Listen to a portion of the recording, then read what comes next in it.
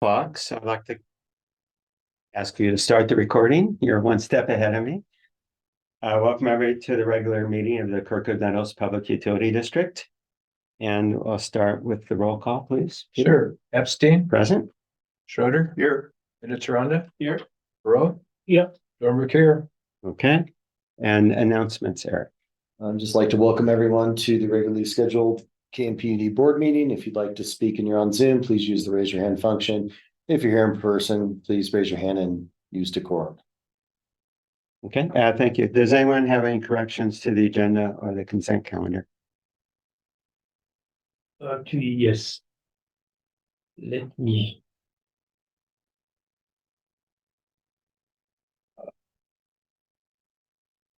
So I would like to first ask that the item 9D be pushed after SR and mosquito discussion.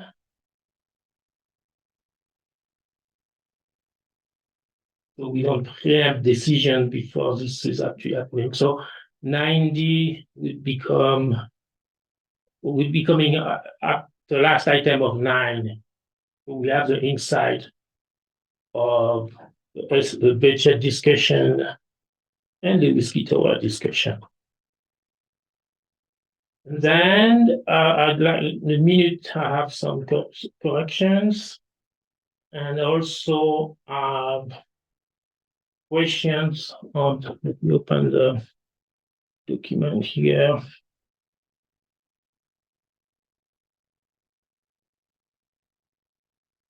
Okay, so we are. So the minute A, I have some comments. B, the current consent of claim. 3C, the receivable. So all A, B, and C, I would like to comment, and I have no problem on D. Does anyone object to moving item D to the end? No. Okay. All right. So now move on to comments from the audience, an opportunity for members of the audience to address the board on matters that are not on the agenda. And yes, Howard. Do you want me to stand or? You may do whatever Okay, makes you most effective. okay, thank you. So Howard Hoffman, 34101 Yarrow Place. This weekend, we had a Firewise event, which was involving cleaning up the areas, I think within KMA, Kirkwood Meadows Association. And it was really a wonderful event. And it was a real community event. And so I'm very appreciative that the Public Utility District helped support Firewise and particularly Ricky Ensel, who I know it initially wasn't sure that he wanted Firewise to be active here, but I think it's a great organization. And I particularly want to thank Beth McAllister and Sandy Goldberg, and who I worked with over the weekend, and also Ann Fleur Dwyer and Agnes Peru, who were founding members of the Firewise organization. And so it was nice to have something where the whole community was working together, and particularly for our common good. And finally, I just wanted to say one thing. I know there's been, and you have an item on the agenda, which I'm not going to address, which relates to power rates. But I just wanted to say that as someone who has transitioned to becoming a more or less full-time resident here, I'm really unfairly getting the advantage, particularly on the electricity, of having a base rate that is very low. And so it's very nice for me to be charging my electric vehicle here, but I would rather that the rates be more fair for the people who've been permanent residents here for a long time. And I think that, all future considerations of rates key consideration should be how do we take care of the people who are full-time residents? It's very expensive. The utility costs are very high up here. And I think that everything this utility district does going forward should take into account the people that are trying to make a living here at Kirkwood. Thank you. Okay, thanks, Howard. Are there any other? There was one, Andrew Coleman. Okay, Go ahead and unmute Andrew. Hi there, thank you. I just want to express my thanks to staff and some folks. I know there's been some issues going on with the snow removal and contracts and the homeowners. I live here in East Meadows, and I'm certainly appreciative in what you guys have done to address the situation where one of your largest customers left, which makes it a challenge since we're all a community, we're all in this together. That's super challenging to the rest of us. And I would just like the board to hear that if West decides to come in, there's $150,000 of previous historical cost overruns. And I just want that to be considered if people come back, that burden should be shared amongst those that incurred it originally. Thank you. okay, thank you, Andrew. Is there anyone else? Rick? Rick Ansel, Fire Chief, Kirkwood Volunteer Fire Department. Just a clarification and correction. This is for Howard. Just so you know, I never was against Firewise. The only thing I was against is I could not be one leading the charge for Firewise, but fully supportive. And they've done a great job with that, as you did. All right, just to let you know. Thanks for the clarification. Yeah. Okay, good. I don't see any other I don't see any other comments. side. Okay, there were no written comments submitted that aren't on the agenda items. So item 7, adoption of the reauthorization of AB 361 teleconference meetings. Is there a motion to adopt that? Motion. Doug, I'll second that. Doug moved and okay, Peter second. Okay, all in favor, say aye. Aye. Opposed? Aye. Okay, passes unanimously. All right, items brought forward. First, the regular minutes. Bertrand? So, open my thing here. So the minutes first. So, Yeah. so the first thing is to slide here.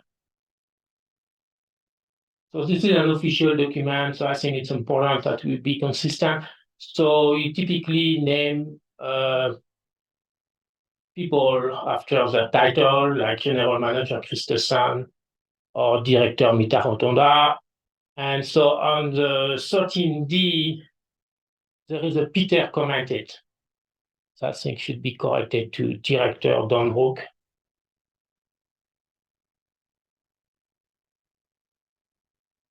That was my first comment. My second comment on general discussion. What number was that again? You said 13D? 13D. D as in Education dog. Committee. Operation Manager Benson gave an overview of the propane electric meter shed status. No. discussion. 13. No, it's 13D. Oh, 13, I'm on 9. Yeah.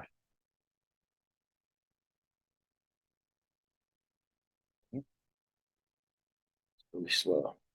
Okay. Got it? Yep. Okay, thanks. All right. Go ahead. And that's so when you're done. On 15, it said Director Peru commented on PG&E. So I scratched my head, tried to remember what I could have said about PG&E. So I went back to the video. And so I indeed was not talking about PG&E, but I was discussing the various items I wanted to agendize in future meetings. And there was 4 topics in this order. There was the first one was asking again on irrigation status, and that I was said it would come in at the next meeting. Then it was the use of the state mandated PGC fund, not PG&E. That What's PGC fund? say again, What is a PGC fund? public good. Oh, you mean the Charge. public benefit charge, the PBC? Yeah, Gotcha. different PGC. We want to be PGC. accurate. We want to be Yeah, accurate. yeah, So yeah. make sure we get that. No, actually, I agree with you. It's sometimes it's called benefit, sometimes it's called charge, depending Okay. which hand you look at it. In the law, it's called PBC, public benefit charge. So the PGC fund, I also asked that at some point the board look into what kind of assistance we first status of what we have now, but what kind of further assistance we could offer staff for living in the valley. And then the last thing was having also the district reviewing its environmental impact, what the status and what improvement could be done. So I think that's another discussion that the board should have at some point. I'm not giving any calendar on that, but this was a far item that I was actually asking. And so the comment here is in the general discussion was actually not mentioning any of them. The first one mentions. And again, The first one. The irrigation meter is. The first two are things that you just, two of the four, I think, are there. oh, I'm sorry. I'm sorry. I was okay. Sorry. Yes. Correction. The irrigation was in it. Yes. And the personnel stipend stuff, because I said this, I said that, and I think you said the same thing. That's why it says both our names on it, on the revisiting the employee. The stipend was really the gas stipend. I was thinking about That was the impetus of housing the credit conversation, and yes. stuff like that. Yeah, that So, was the impetus for it. So that's how I read that one. Yeah. That's how I read that. So So that's Okay. it for the minutes. All right, with those corrections, is there a motion to approve the minutes? I move. Okay, second, please. second. All in favor, say aye. Aye. Opposed? Okay, next item. The next item is page 10.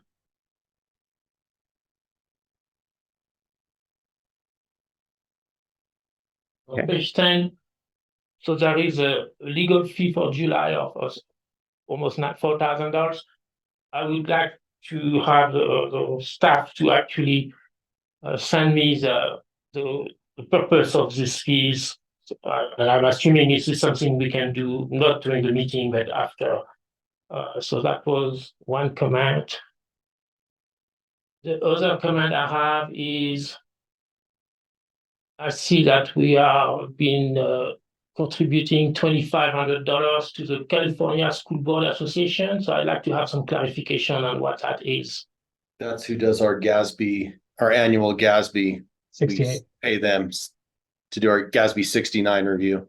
Okay. Thank you. So it's once a year, Yes. and that's it for the consent for claims. Okay, is there a motion to approve this consent for claims? I move. Okay, is there a second, please? I'll second that.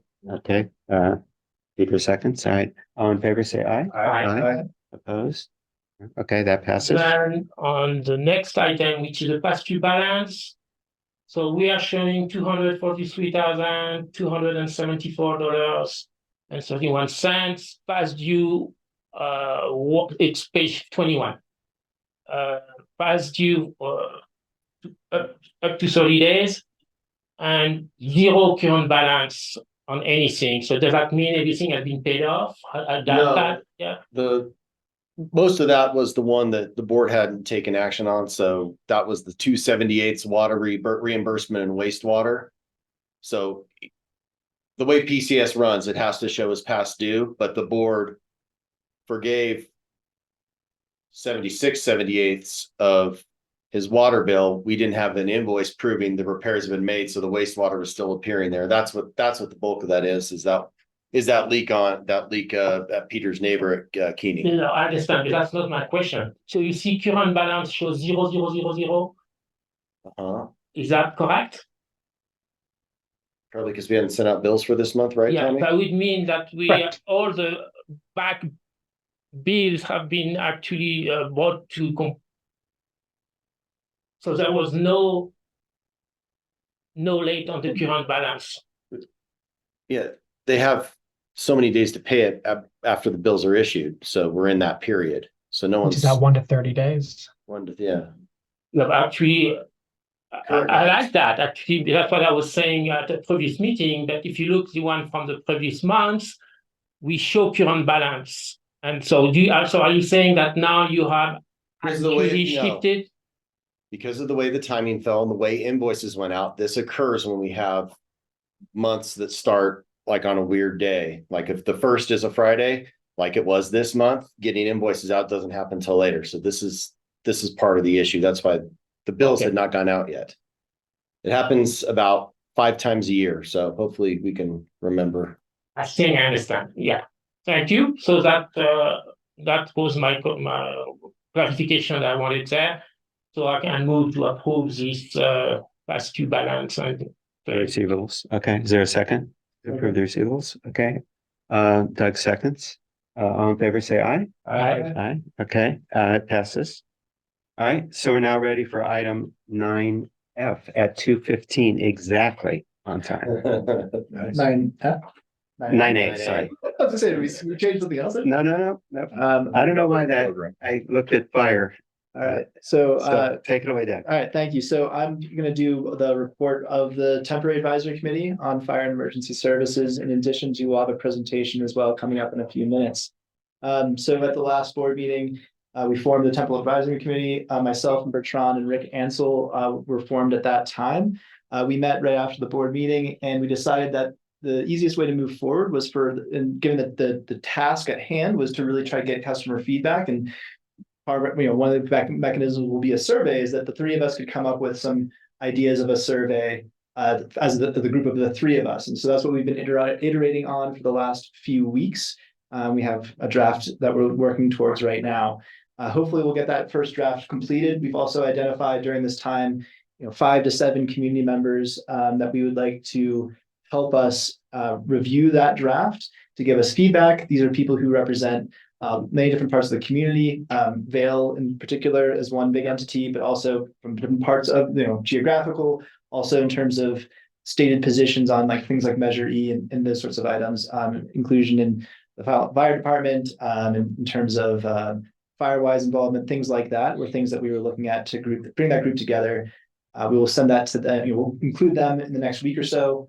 And then the hope would be that at the next regular scheduled board meeting, we will have the survey for the board to review. And also certainly it'll be in a board packet so the community more broadly can provide feedback at that time. And then hopefully very soon thereafter, we would be able to send it out to the community as the first step of getting that feedback. And I'll highlight that I think, surveys are a great mechanism, but I think what we want to do is not just lean into the survey solely. We want to be able to use verbal conversations and word of mouth through other mechanisms. So I don't see this as just pushing send. It's also using outreach to other members of our community, HOAs and leaderships, different, KCA, different elements of the community to make sure that the word is getting out of this, because, we are trying to bring this community, I'll speak for myself. I am trying to, work very hard, and I'm sure Bertrand agrees, is bring the community back together, and have, as much input as we can and much information as we can to make a strategic decision going forward. And this step being, of course, understanding what the community wants, maybe how they want to pay for it, but not actually designing the mechanism at this time. Any questions, Bertrand? Yeah, I would like to comment and add a little bit. I think I'd like to get some clarification from the board, because based on the minute actually that we just approved, it said that the purpose of this TAC is not only to try to reach out to the community, gather information, do a survey, but also to assess mechanism on how we are going to be able to pass these things. And I think that's something we are not in sync, Doug and myself, because it clearly said during one of our meetings with Patron that the purpose of this stack was basically done once the survey was done. And I think that's not what the minute said. And I'd like to get some clarification from the board on that. If you want to look at the minute, it's page 7. Right, and I interpreted not responsible for proposing the structure or operations to mean that we're trying to get the feedback, and we can talk about the ideas of how we would potentially ask for is it by square foot? Is it by parking, whatever? We can ask how that is. But it's not, we're going to say, we're gonna have one fire chief and 17 employees, and we're gonna fund it via 218 process. Yeah, That's so actually, when I read that, I reviewed the discussion we had at the board meeting.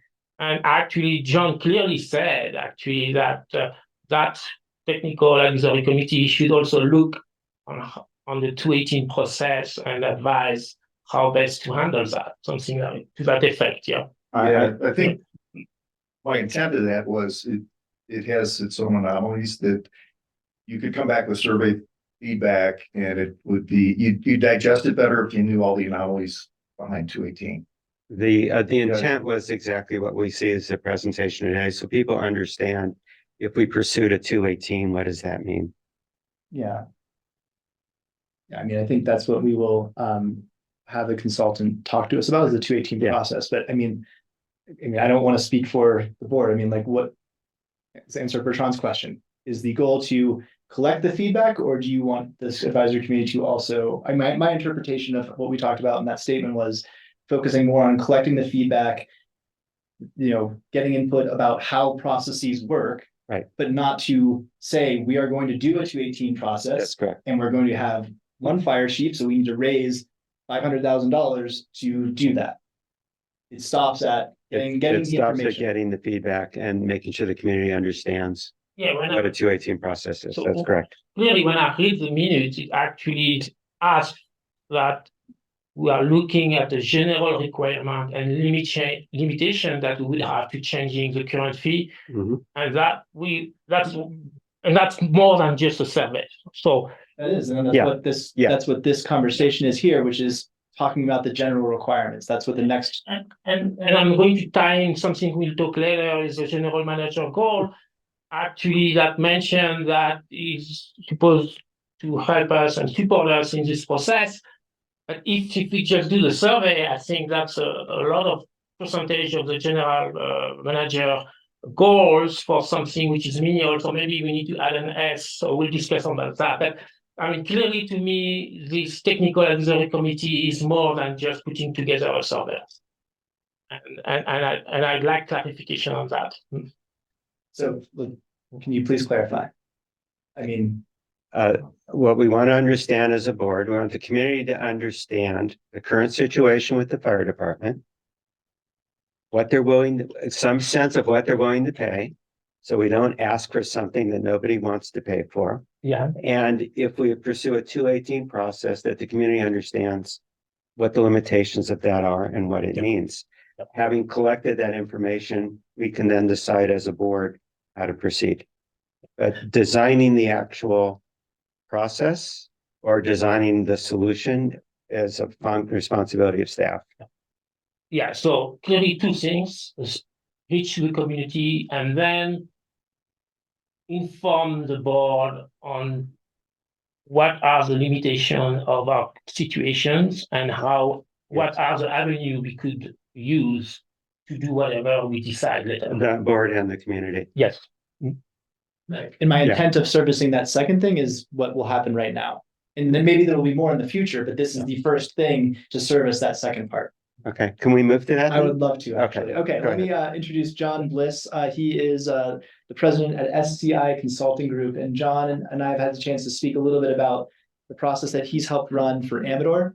And he's here today to help us as a board and certainly the community to talk about the 218 process, Amador's process, 218 in general, and help educate us as we think about the steps possibly that we'll take in the future. John, welcome, and thank you for taking the time. Great, thank you, Doug. Can you guys hear me? Can someone respond? Yes, okay, great. So thank you. Good afternoon, members of the board. My name is John Bliss, and I'm president of SCI Consulting. I'm here on the call as my colleague, Blair Oz, who's spoken to John, I think, on your board as well. So we appreciate the opportunity to kind of give you some background on the Prop 218 process. And so I'll talk for about 5, maybe 10 minutes and kind of give you an overview, and then you all can ask questions and we can have a discussion. The first thing to understand is the Proposition 218 is a 10-page proposition that was written and approved in the late 90s, and it describes a couple of mechanisms. The mechanism within Prop 218 that we're going to talk a little bit about today is what's called a benefit assessment or a special assessment. Some people call it a Prop 218 assessment. It has rules on how you implement it. Think of it as and you recently tried a special tax. So for fire services in California, far and away the two most common ways to augment funding are a benefit assessment and a special tax. And they're both common. They're like a Chevy and a Ford. They both have pros and cons. One's not necessarily better than the other. But what we've learned, and our firm does both, but what we've learned is most smaller rural fire districts and fire departments in California end up going with a benefit assessment. And as I describe kind of the process, I'll let you know some of the reasons why that is. It's a good mechanism. It's a good process. Our firm probably does about 5 of them a year. Most notably, this last year, we actually had a very tough but very successful past assessment for Amador County Fire Protection District, but we did a bunch in Yolo County this year, one in Santa Cruz County and one up in Mendocino County. Essentially, it's a process that has several steps. And the first step is once you say, gee, we've done a survey, we think we have a reasonable budget, we think we know what our community likes in terms of messaging and how they'd like to see the money invested in improved fire protection services, there's a requirement that there's a study, and the study is called an engineer's report. I'm a civil engineer. It's not much engineering. It's mostly budgeting and justification for the assessment. And that's a requirement. That's a hefty 35-page document, and it has a price on it. And so I'll talk about that kind of at the end. Once that study does something very, very important. It documents the methodology. And talking to Doug, I know that you all have discussed different approaches, be it a parking lot, be it square foot, be it per use like a single family home or a detached or a condo. What is the mechanism and what is the rate for that property use? You'll want a vacant rate, a residential rate, a commercial rate, and you may have several within there. So you may have 5 or 10 different types of rates within your rate table, and that's all in the engineer's report. Once you as a board review and approve that and direct the mailing of the ballots, there's a balloting step, and that balloting can happen anytime during the year. It's not beholden to a regularly scheduled election. In fact, it's legally not an election. It's a balloting that's conducted by the consultant, whoever you choose as the consultant. It's not part of the register of voters of either county are not involved. You as the body are empowered by state law to do this balloting. And the ballots get mailed out to property owners. And that's one of the things that you're going to hear me talk about, because it's an important thing for you all to consider with the type of community you are, in that you have year-round residents, and you also have I'll call them vacation property owners, those that live somewhere else but own a piece of property within the public utilities district. And so everyone that owns a piece of property in Amador and Alpine County within your boundaries would get a mailed ballot. The balloting is necessarily by mail, and they would get that ballot in the mail. So if they live in Los Altos Hills, they're going to get the ballot mailed to Los Altos Hills. If they live year-round, as long as they're a property owner, they get to vote. If you are a renter and you are not a property owner within the district, you do not get to participate. This is the way when Prop 218 was written by the Jarvis Taxpayers Association. So Prop 13 and Prop 218 are both conservative, more conservative than we see in other states. And it's a high hurdle. And they wanted they intentionally designed this to be a property owner balloting. So property owners will get a mailed ballot in the mail, and they'll open it up, and it'll have three things in it. It'll have a description called a notice, which talks about why the district needs additional money. It talks about the history, the budget. It gives the methodology, the fee methodology or the assessment methodology, and other important information. There's a ballot where they vote yes, no. On that ballot will be their parcel number will be printed and their proposed assessment amount. And let's just for conversation today, let's say a single family home, the proposed assessment is $200. Just let's use that as our hypothetical today. So they'd see that $200, and then there's a postage paid return envelope. The ballots are out for 45 days, and at the end of that 45-day period, there's a required public hearing, and then there's a tabulation of the ballots. And the tabulation is a little different than a typical tax in California. Again, benefit assessments are common, but they're not commonly known. So this process isn't well known, even though almost every California has 1, 2, 3, 4, 5 assessments on their property tax bill. And so what happens is we open all the ballots in plain view of everyone. We take them out of their envelopes and we put them into a pile of yes ballots and no ballots.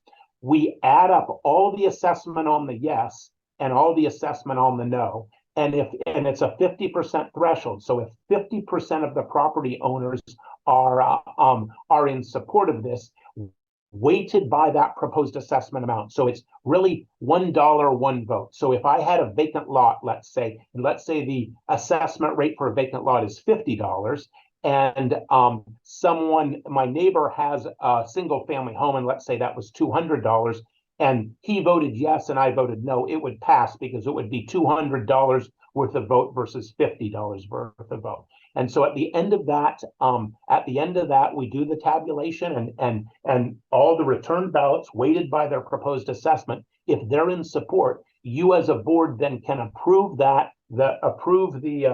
accept the tabulation and impose the assessment, which is typically done on the property tax bills.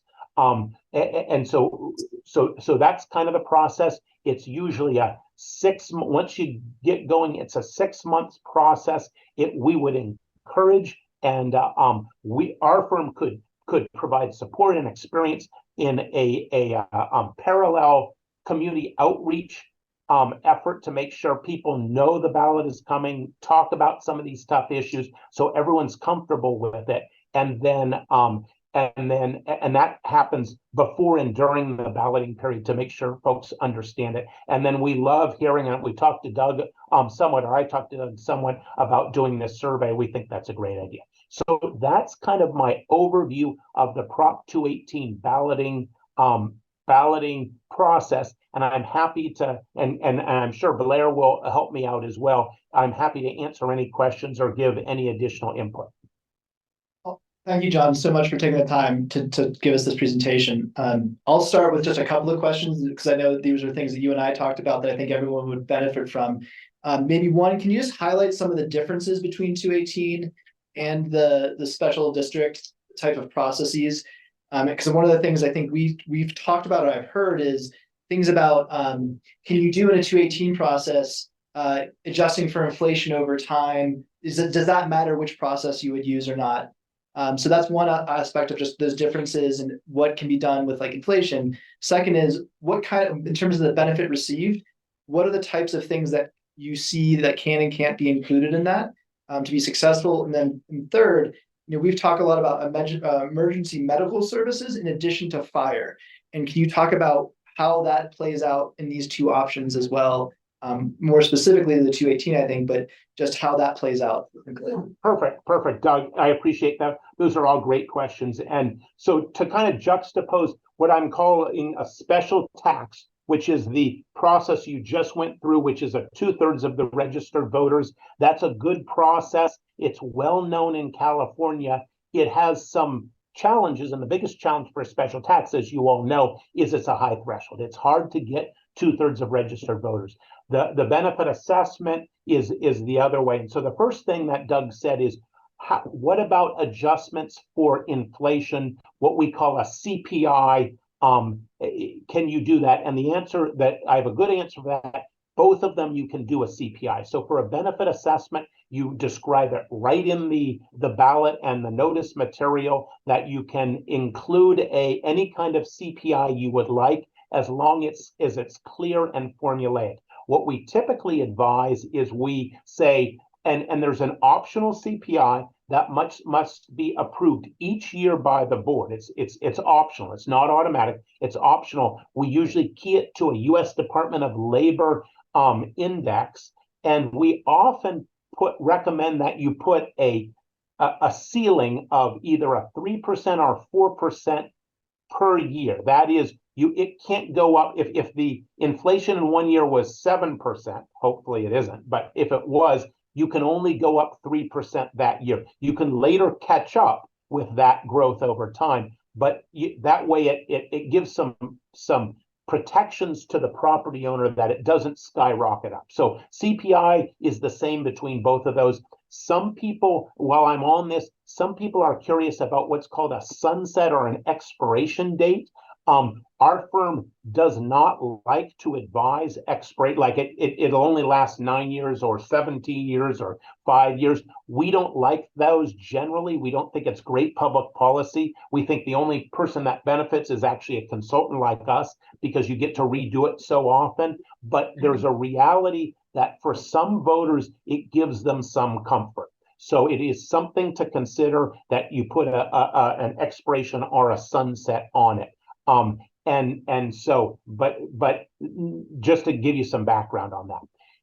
Sorry, John, sorry. One thing related to the CPI that I meant to include was the authorization amount. So when you authorize for the special tax versus the 218, does the board have to decide? Is there a flexibility between the maximum of what was authorized and zero, or does it have to always be an exact amount every year? No, great question, Doug. You have the board has total control. Let's say we went out in year one and we were successful. We got it approved at $200 that year. But for whatever reason, you had some surplus you were spending down and you didn't need the whole 200.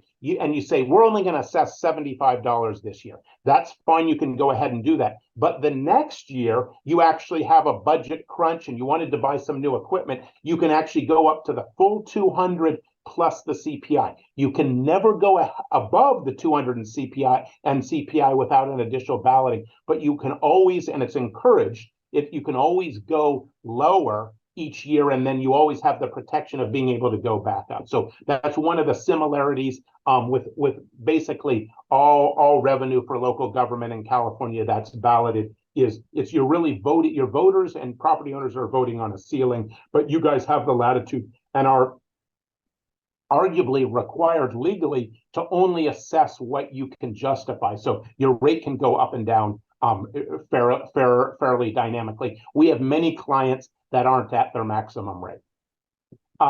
The second issue or idea that Doug brought up is to talk a little bit about, I'm going to talk about benefit and how we calculate the rates a little bit, and then I'll talk more about use, and we can talk about emergency medical and other things.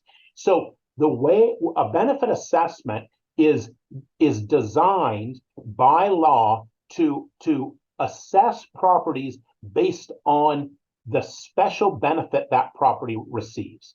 And unfortunately, Prop 218 does not do a great job defining special benefit. Our firm is the most prolific in the state in designing these, and so virtually every Prop 218 attorney has reviewed our stuff, and so we're well known and well respected, I would say, on that design. We typically, when we look at methodology, we typically look at fire risk and replacement cost. And fire risk times replacement cost gives you a sense of the benefit. For example, if you had a vacant lot, which has a fairly low fire risk and a fairly low cost, there are replacement costs to particularly if it's bare ground, it's a fairly low assessment. A single family home would be is at some risk and would and is expensive to replace, so it'd have higher. Let's say hypothetically you had a fireworks factory a very expensive fireworks factory in your district. I know you don't, but just hypothetically, that would be high risk and very expensive. They would have a high assessment. So we look at that, those type things. You don't have a lot of different types of properties within the district. It's, as you know, it's mostly residential. There's standalone single family homes, and there's some attached houses, type residences. Those would have different assessments. We could do it per use, we could do it per square footage, but those will be fairly similar. You have some commercial property, and then you have some vacant and a couple other utility things. But most of your properties, the lion's share of the property owners, the voters, and the assessment are on those single family homes. And let's say we had and I'm just shooting from the hip a little bit here, but let's say we calculated that the single family home was $200 a year. A condo might be $150, something like that. So there is a logic and elegance to it, but it's basically calculated based on the relative risk and relative cost. We also will put fire hazard, and I haven't looked up what FEMA fire hazard zones or CAL FIRE fire hazard zones you're in. I assume the whole place is in one. It is in the same one, so that would all kind of wash We are out. all in I. Yeah, exactly. So you're all Rip, high, so it doesn't really make much difference. And then the other one we look at is if we have a district that's physically larger than yours is relatively small and relatively compact, we occasionally look at the distance from the fire station. So if we have a big one where it may be a 15 or 20-minute response. And in fact, the Amador Fire Protection District, I think we had 3 or 4 different tranches, groups, based on how far you were. And as you know, they have multiple fire stations. So we looked at that. So we calculated out, and that's what that engineer's report. So there's an art and a science to it in coming up with this methodology. But at the end of the day, I would submit to you all that it makes sense. There's an elegance, there's a logic to it that you guys ought to be able to see, and you would say, hey, this is a vacant lot. It's lower than a single family house and lower than a commercial factory or something like that. And so that's how that's done. And then I'll just move on. Doug brought up a question about the use of the revenue. And the use of the revenue with a benefit assessment is for fire protection districts is quite broad. And so most everything you're doing can be funded by the benefit assessment. I'm going to be careful with my language for this next portion because Doug brought up something that has some sensitivity, and that's emergency medical response. And so the law on Prop 218 is quiet on whether it can provide emergency medical response. It doesn't say it can or cannot, and there's lots of misinformation out there on that. But the law is quiet, it's not referenced. Some attorneys, most attorneys, I would argue, are comfortable that that emergency medical response is part of fire services and can be funded. However, I would be remiss not to mention there are some conservative attorneys that say, no, it's not clearly spelled out as a service that's eligible for this benefit assessment, so you can't pay for it. So what we have done is, in many cases, in order to be as conservative as possible, we will do a deduction, a small portion that is assigned to medical, will reduce the services that are completely eligible for emergency medical. And I know I'm getting very nerdy and wonky here, but it's important. This is an important subtlety for you all to understand. And oftentimes when we talk to a client, they'll say, well, we're a fire protection district, but 90% of our calls are emergency medical, not structure, can't pay for 90% of what we do. And that's just completely wrong. And I want to push back on that fairly aggressively. Essentially, John, you cut out for your a second there. services are primarily... John, you would cut out for a second there. And there's a key sentence you started on that Can you got hear me cut now? out. Exactly. So just start over with Hello. Yeah, we can hear you again, but we missed a very important sentence. So in terms of emergency services, you mentioned that, 90% number, and then you cut out. Are you there? Maybe Blair, you could step in and Blair, are you help there? us with finishing off what John might be trying to say with this. Can you hear me now? Yes, we can. Can you hear us?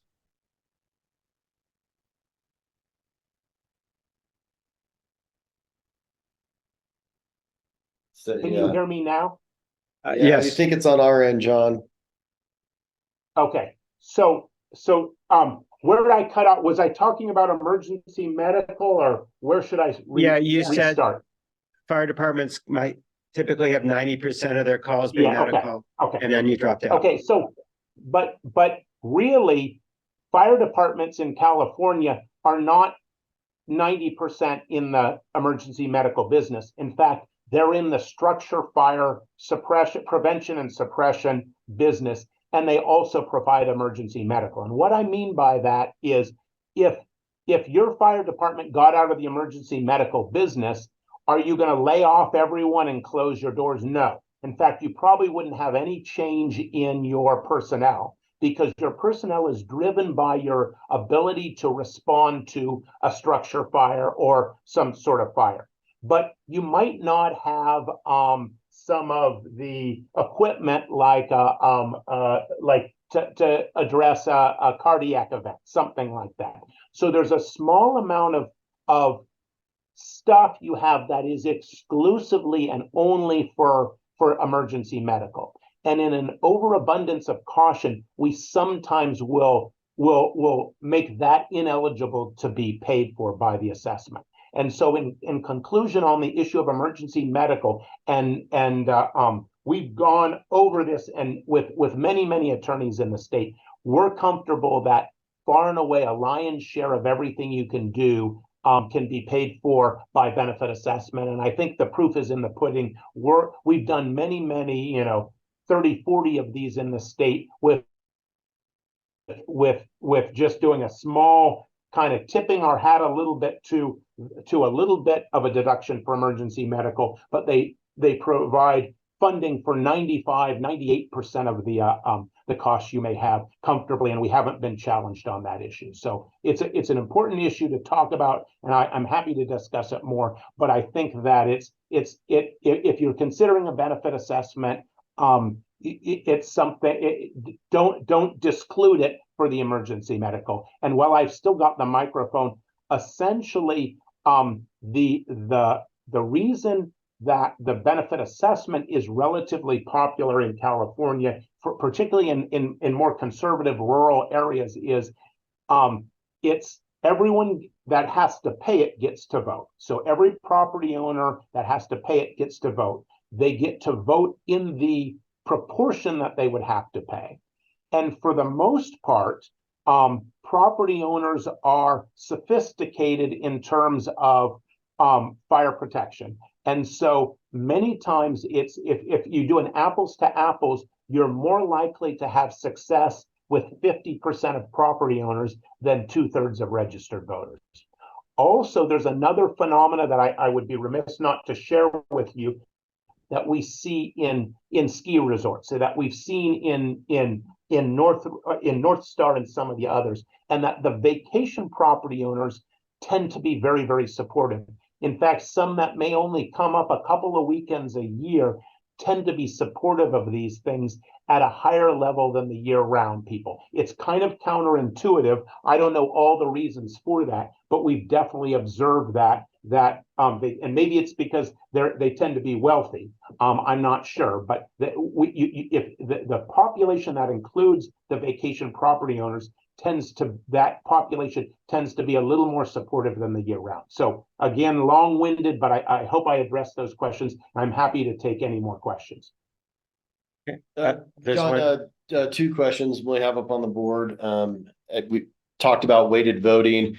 And so the question, and I'll paraphrase it a little bit, if there was a majority property owner, such as the state of California and the city of Sacramento, maybe speak to how a majority owner could completely dominate a vote over residential neighborhood. Great question. And in theory, the question is exactly right. And we see this actually in the Central Valley. We do a lot of these assessments for for flood control in big reclamation district islands where one large farmer may own the majority of the area. And it is true, there's no way to sugarcoat, they control the vote. The examples that you all gave of the state of California or Sacramento County, whatever a county government, is somewhat true, but usually the state of California does not participate in these, even when they're property owners. And by the same token, if we put an assessment on a state property, for the most part, they do not pay them. So state and feds and national forces usually do not participate and they won't pay. So they're kind of out of it. Local governments, cities and counties may participate and they may have a lot of the vote, but most of the government property is rangeland, ag, or vacant. It's mostly rangeland in your area. And so they actually have a very, per acre, they have a very small assessment. So they typically are not significant. I think and I talked to Doug a little bit about this, and if my memory is correct, within the district that we're looking at, Vail actually isn't a large property owner. So, but if they had what's a better example? Like a big factory, a Tesla factory, a battery factory next to a bunch of houses, that factory could control. In this particular case, with my understanding, talking to Doug, and we did Blair and I did a cursory review of your parcels, there isn't anyone that would control the vote. It will come down to your ability to provide solid messaging to the single family homeowners. We think that they control the vote and that there isn't a huge one property owner that controls, though as whoever wrote that question, there are assessments we work in where that is true, particularly in the Central Valley. Yeah, and so what, 8%, Vail would be 8%, right? That's the square footage, right? That was what they're. Yeah, That's so if we went to square footage, a flat rate, and there's a lot of little factors, if they controlled 8%, that's actually fairly significant, and that's big.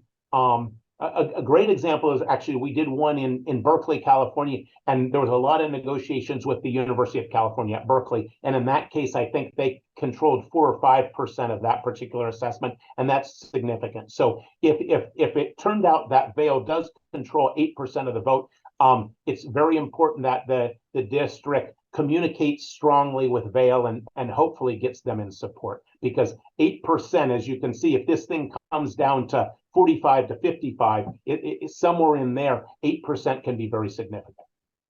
And John, could you elaborate, because I think it's counterintuitive for a lot of people, maybe give the low level explanation of how the Prop 218 votes are counted. It's not the votes cast, it's the total votes potential, and it's the absence of a vote is a yes vote, that sort of thing. Well, so there's a couple of different mechanisms that are described in Prop 218. There's one that is called a property related fee, and it usually has to do with water, sewer, and garbage collection. And in that particular case, it's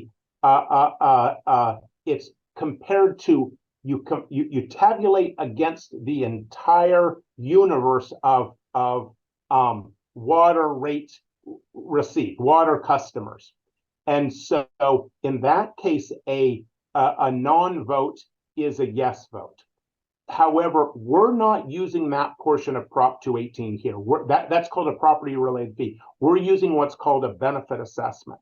And a benefit assessment is actually kind of the first half of Prop 218, and the property related fee is the second half. For the benefit assessment, the tabulation is based on the returned votes only. So if we had 1,000, let's say we sent out 1,000 ballots, let's say there's 1,000 property owners in the district, and we got 500 of those back. And let's say, just for simplicity, this isn't true, but everyone had exactly the same house. So everyone had $200 on their assessment, and we got 500 back, and we had 251 of them were yes, and 249 were no, then it would pass. And so for this benefit assessment, it's based on the returned ballots, weighted by their proposed assessment amount, that dollar amount. So it's the sum of the yes dollars versus the sum of the no dollars of the returned ballots. Does that make sense? Absolutely. All right, well, Yes. thank you so much for your time, John, and just back to your point on, Vail, and I see Matt is on the call here, and just say thank you to Matt for participating. He did meet in person with Bertrand and I a couple of weeks ago, and it was the first email I sent after we left the board meeting last time. And the intent here is to fully involve Vail, and Matt's been generous with his time and his staff to get stay involved with us as we work through this process. So that is the intent here, and certainly want the community's input, and for anyone who's listening, look forward hopefully for some communications from us in the near future, where we're going to ask these kind of questions that John alluded to. So thank you again for your time, John, for coming today. Great, thank you. And let us know if you'd like to discuss, if you have any other questions, we're happy to talk, and we'll be in touch. Thanks again for the opportunity to speak with you, and good luck with your effort. Thank you. Thanks, John. Okay, bye. Thank you. So Bertrand, thank you very much for pulling all this together and early. So I think it was great. Welcome. Okay, let's move on to 9B then, finances. Tommy? Let me unmute. Hello, all. So I want to bring you back. So two things that were brought up. The other revenue was still a question about where exactly it was split from. So I tried to bring out exactly in the overview down to the penny, exactly where every single other is from. So it's clearly laid out. This is all June numbers.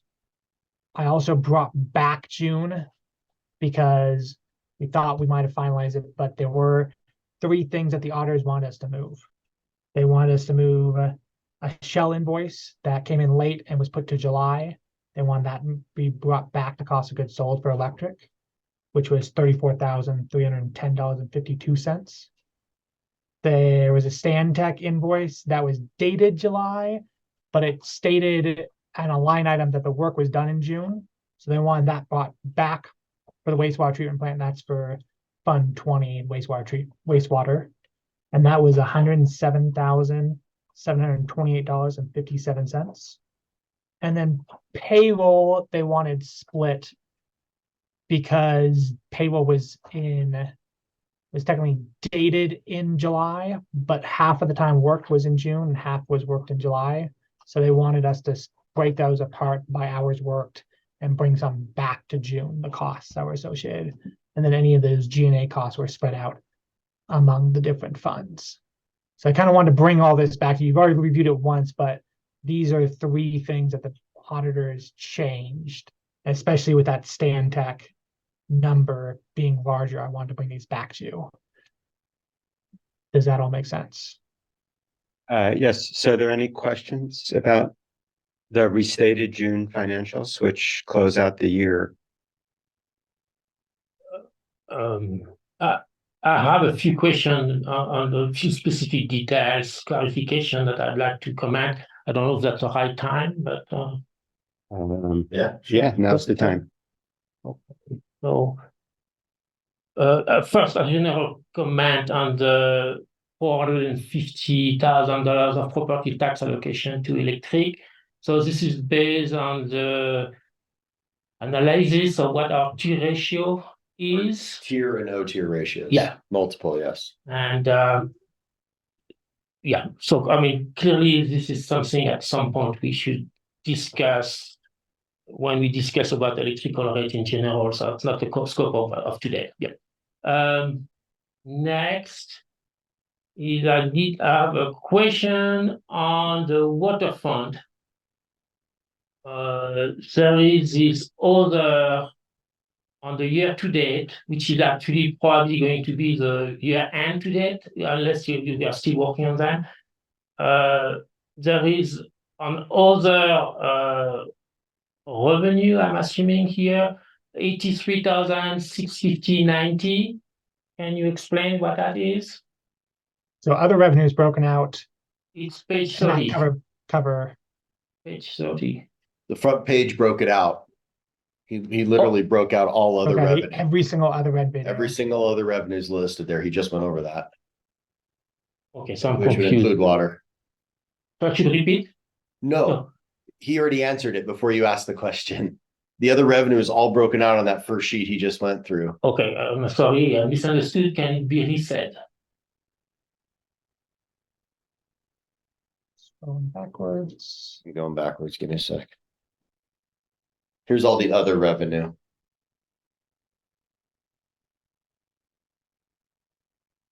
Because I don't see it in this thing.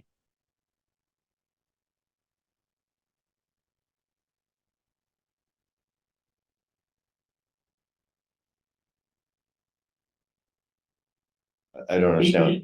I mean, This is everything that's in other revenue, whether it's operating or non-operating. This is every so single item. My question is related to the 83,650.90. Where is it in that list? Well, the hydrant meter would be portion of it. The penalties would be a portion of it. The impact fees would be a portion of it, et cetera, et cetera, et cetera. There's a little bit of it, not all these, but there's a little bit of most of these in the water. So these other revenues spread across multiple funds. Well, I'm talking about water fund actually. Right. So a bunch of these items are in water fund. They might be in wastewater too. So some of these items aren't just broken out one for one. There could be 1/12 is in water. Most of that's in connection fees. Yeah, that doesn't Simple answer answer. my question. My question is simple: is in water fund we have a revenue of 83,650.90. What is it? It's going to be connection fees and auction items. Connection fees. That's Okay. a Connection non-operating fees, item. auction items, hydrant meter Okay. fees, and penalties. At least, and there's probably more in there that we didn't list out. Okay. On No. the waste, thank you. On the wastewater fund, we have actually a 24% increase in commercial base rate. Can you explain what happened here? Why suddenly we get more connection base rate on the wastewater fund? It probably has to do with the annual EDU adjustment, but I don't know off the top of my head. No, not off the top of my head. Okay. On The only the thing that changes base rate is the annual EDU adjustment, so it's got to be that. But this is Unless for it June now. was- These numbers are through June. Yeah, but it's 24% budget variance, right? So Year what to it date. could have been year to date, right? Oh, That's So what it he's could have looking been at. last Yeah. June, so it'll be one-time occurrence most likely. once a year occurrence, Okay. Yeah. most likely. So is it because this is the year end that it is showing up like that, or you think so or not? That I don't know. I don't know. On the electricity fund, page 33, I noticed we had a 34% increase in consumption in June. Unfortunately, we don't have actually have checked the various packet of this summer, but we never had actually the actual number of the kilowatt hours that was consumed. So I'm assuming this is related to connection to usage, but I was still curious about why June was so much over budget. 35% is a significant thing on usage, not base. So you don't have any Cost of goods insight. sold is up as well. Yeah. Next on page 35. What fund is 35? snow removal. That's no removal. Thank you. So what I'm confused is that we are showing up a net income loss of 41,337.28, which is different to what's shown in the budget that we have, and there is, I think, a 300 difference. So who could that be? Other thing that would be the reason of the discrepancy? I don't understand your question. I know what he's, I think I understand what he's asking. It's hard to see everything on the screen. Two screens.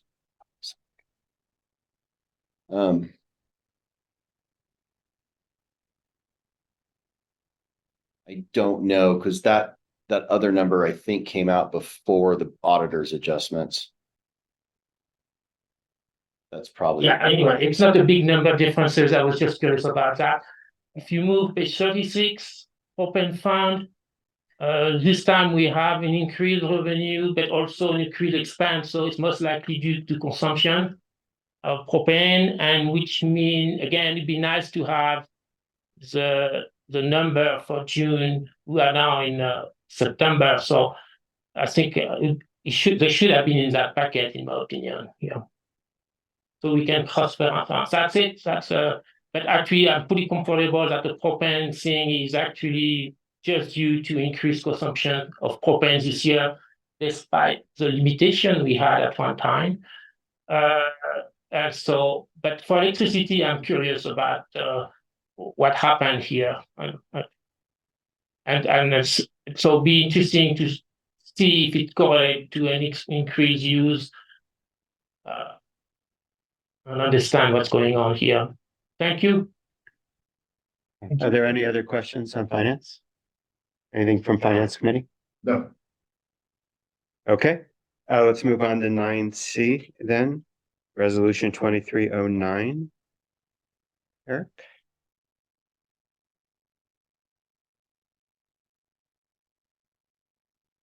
So this is part two of what the Public Finance Corporation voted on. This is the sister resolution to that one. So this has to do with the promissory notes and having to do with the Public Facilities Corporation being the instrument through which those bonds are issued. So this is just this, again, the sister. This is what's required for our COBAG financing. Okay, are there any questions? Okay, is there a motion All to, motion. okay, Second. okay, roll call, all in favor, say aye. Aye. Okay, unanimous. All right, we're now on to item E.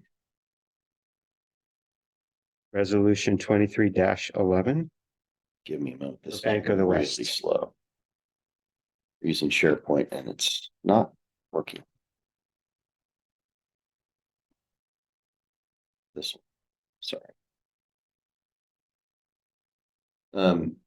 There's a second resolution, just for edification, that goes under 2309. This is the USDA resolution that we also need to do. It's part of the same process.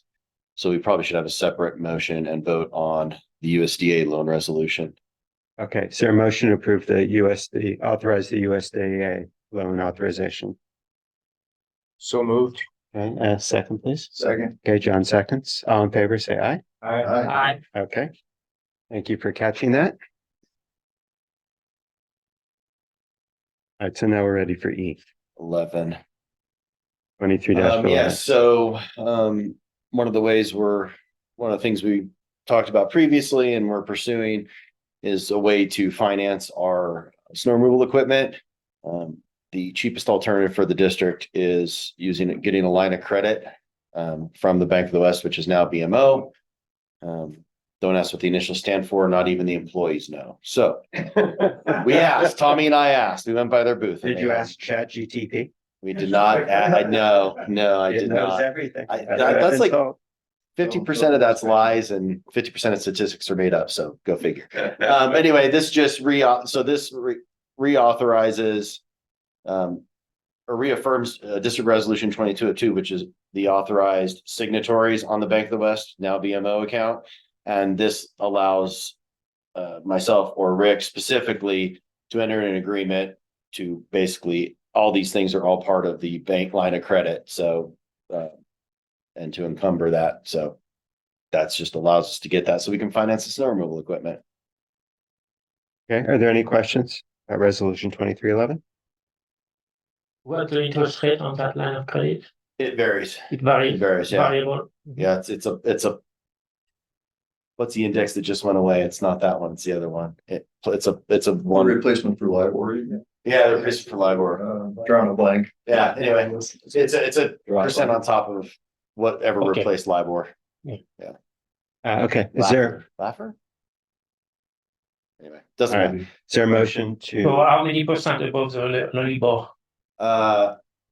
We don't have the terms yet. This just authorized me to negotiate, but what they sent us, it was better than getting an equipment loan like we did previously from Wells Fargo. Yeah. So it's cheaper. Yeah, and could hope that the LIBOR rate will actually peak down at some point. I mean, So- reduce. SOFR, thank you. I got the fur part right. Okay, So we need to, is there a motion to approve? For resolution 2311? Motion to approve. Uh-huh. Okay, is there a second, please? Second. Okay, Doug seconds. All in favor, say aye. I, Okay, passes. All right, we're ready for 9F, performance reporting. Hi, everyone. Good afternoon. Randy? We do not have performance reporting this month. It's late in the billing cycle for this month, but we're working through some meter adjustments that kind of wreaked havoc on our PCS reports. We should have that resolved, if not this week, by the end of the week, and you'll get those next time. Okay. We'll move on to 9G then, the wildfire mitigation plan. So this is a recurring item every year. We're required to update our wildfire mitigation plan. There have been a few minor changes, mostly having to do with the performance metric that we worked with our consultant to update in this plan. Most of this plan is legally required blanket document. We don't have a lot of leeway in what we how we describe things, the way it's much like our electric forms. But I wanted to present this to the board. We are working on getting a review of the wildfire plan. The independent audit review is something that's required within every 3-year cycle. And as you recall, we did have that done, I believe, 2 years ago at this point. So this is the plan, and I'm happy to answer any questions. We will be bringing back the independent review once it is done and completed and the report is obtained. And we do need the board to approve this document. So should we expect that at the next board meeting then? I expect it's going to take longer than that. Okay. Last time we had to go to Arizona to find an independent auditor. It is possible we can use the same one, and it's also something that we might be able to work with one of the counties to do for us at a lesser cost. We're exploring those options right now. Okay. The only thing I noticed is the org chart is slightly out of date. Okay. I will take a look at that and we'll get that updated. Okay. Are there any other comments for Brandy? yeah, I'd like to make a few comments. First, when I saw that document coming out in the packet 2 days ago, I was just a bit discouraged. So I'm glad to hear there is only minor changes from the previous year, and that makes me comfortable. But I also want to comment on what I've seen going on in the valley in 2 different locations. In the transformer at the north end of the arrow, where the PUD crews came up and actually did some fire mitigation. I mean, what do you call it? Fire mitigation, yeah. And I think this is looking great. On the other hand, in the meadow, not this year, but I think just after Caldor, so I don't even know which year it is now, it's 21 or 22. You guys come out to do some clearing around that water-related structure that we have over there next to lot 155 in KMA. And that you get the thing pretty high like that, which actually kind of prevent people getting too close, but it's not very aesthetic. So I just wonder if we could do a better job to preserve the aesthetics of the valley, and which I think on the job that was done this year at the north end of Yarrow was perfectly done. Actually, it looks nice, it looks safe, and I really recommend that.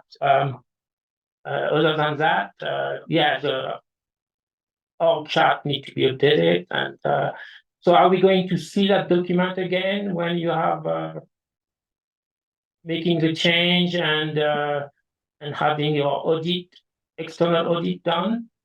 We will. I'll update the org chart before it goes to the auditor, and then you'll get back to the board the document as we presented it to the auditor, which would just be this document with the org chart updated, and then their report and any recommended changes that they might have. Very good, thank you.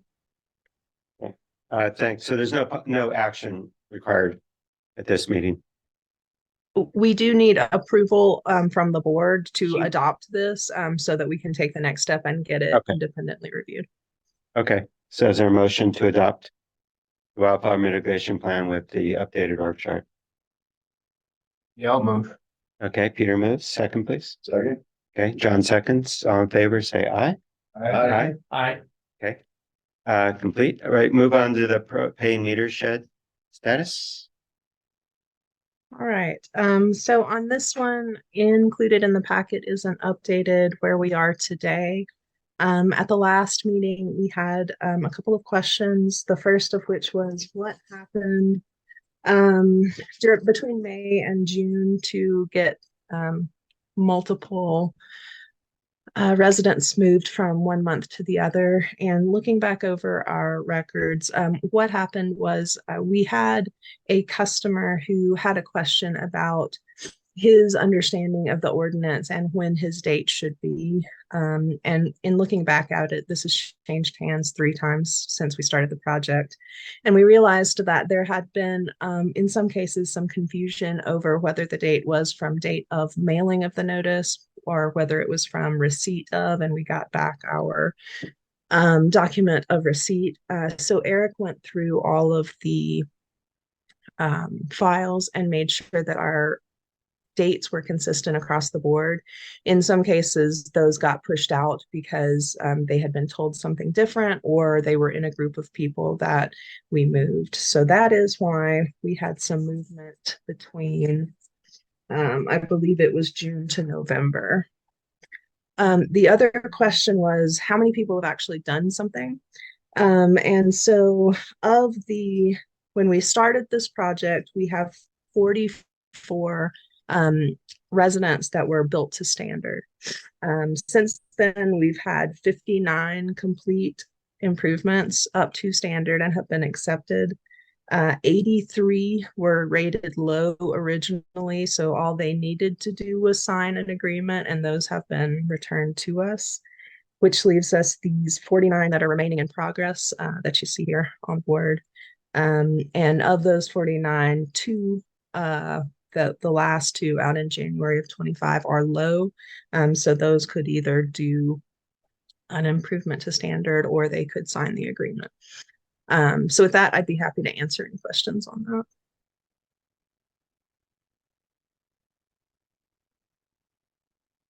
Are there any questions for Benny?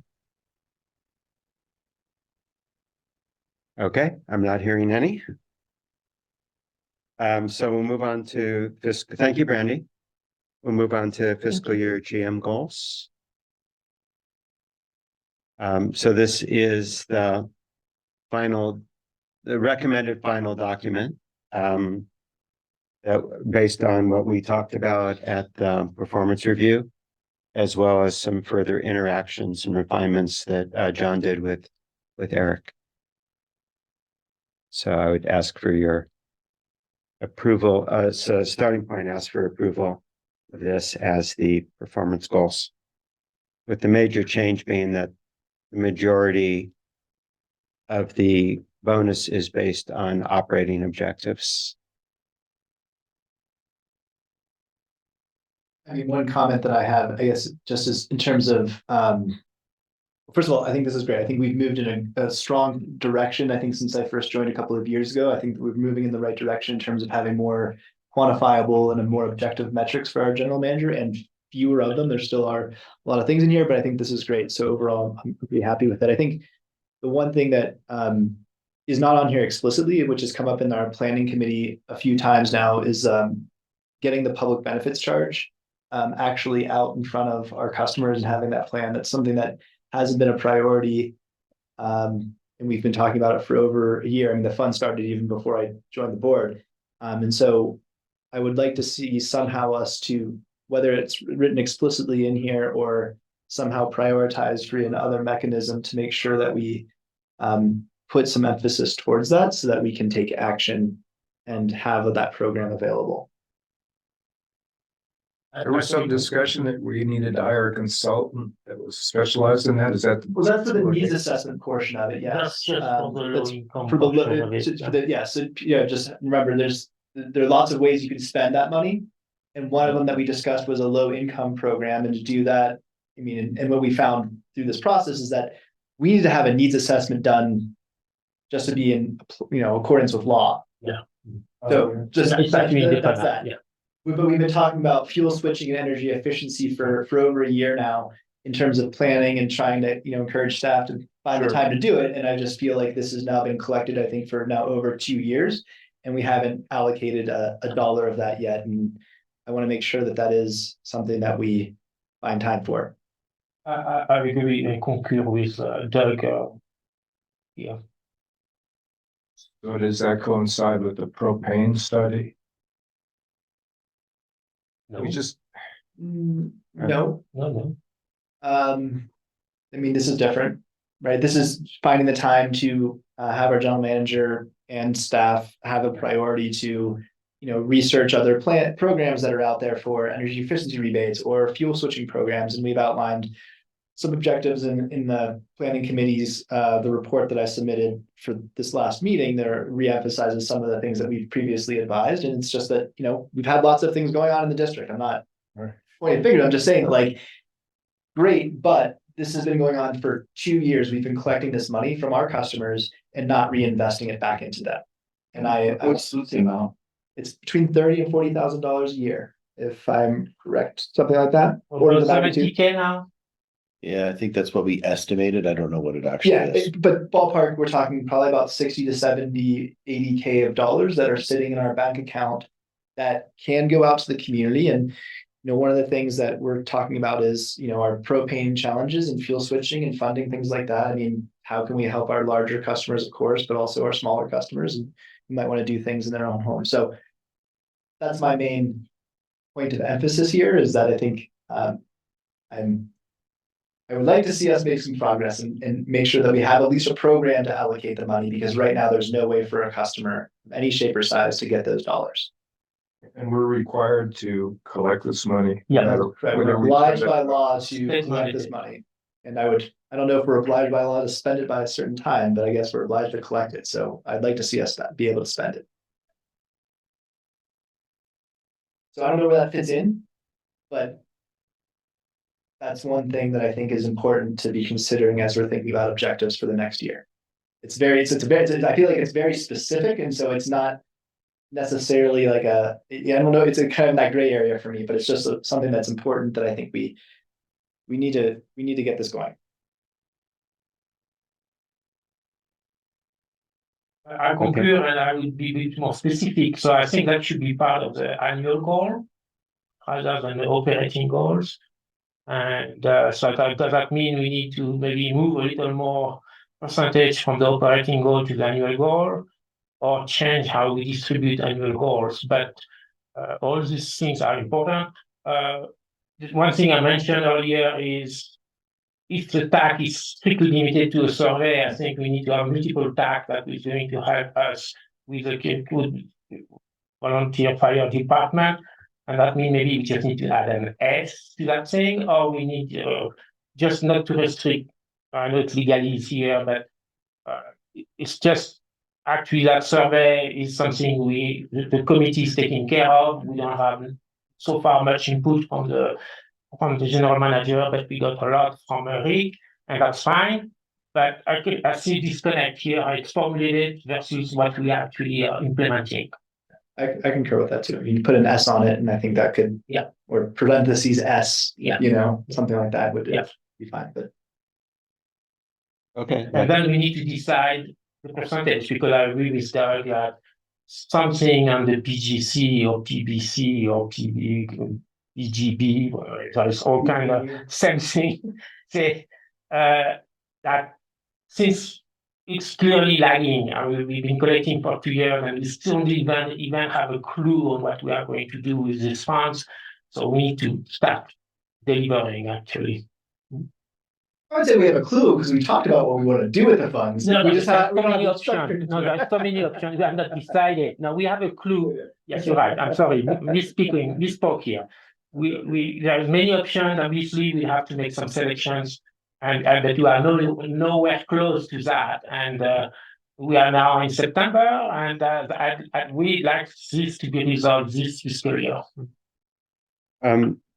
So my thought about this, not in specific, but in general, is something that we don't do here, but I've done in other companies, is there's an annual business plan that says for the business all over, what are we trying to do?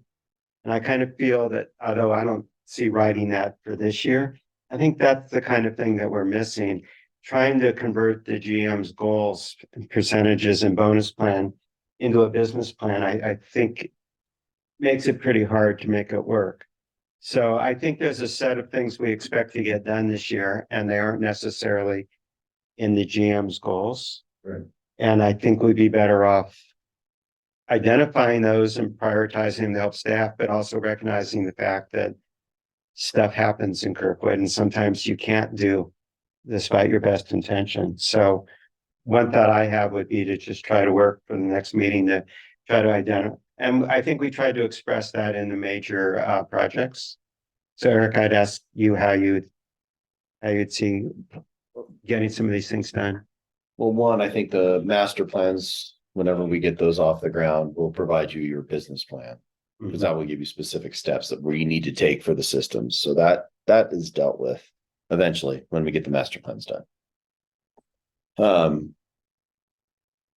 It's just, what's the most important day-to-day operations? I mean, if people, and I don't know what to say. Obviously, we want to get it done. I had it assigned to a person for reasons that isn't happening, and hopefully when she returns, that will happen.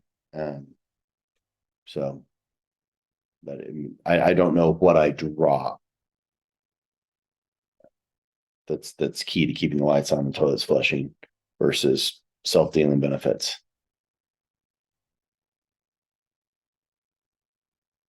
So, yeah, I want to get to it. I'm trying to get to it. I mean, that's all I can tell you, but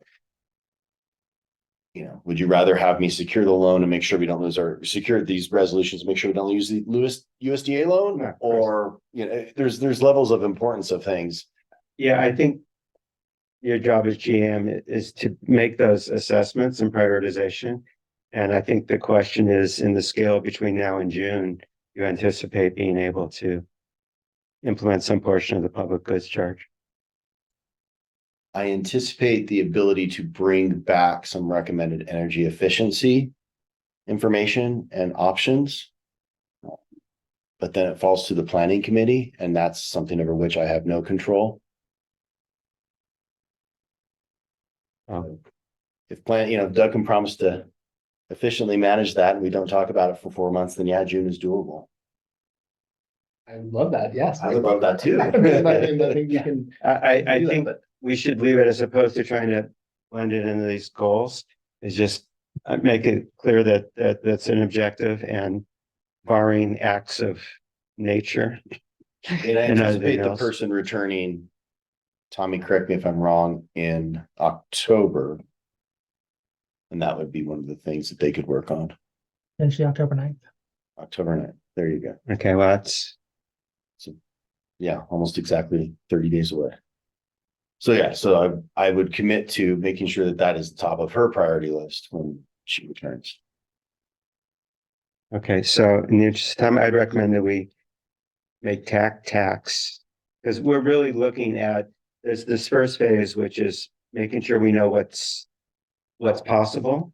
And I mean, in terms of a 218 and what the community wants and is willing to pay for. And then there's the next step to be defined after that. So it's more than a one-step process. And the goal here is to reflect that's a priority of the GM objective, is to help us figure out how we make the fire department better. So is there a motion to, is there further discussion? I'm still uncomfortable here. I think we need, this is clearly that's something we can keep dragging and I expect something happening this year, and it should be reflected somewhere here in that document.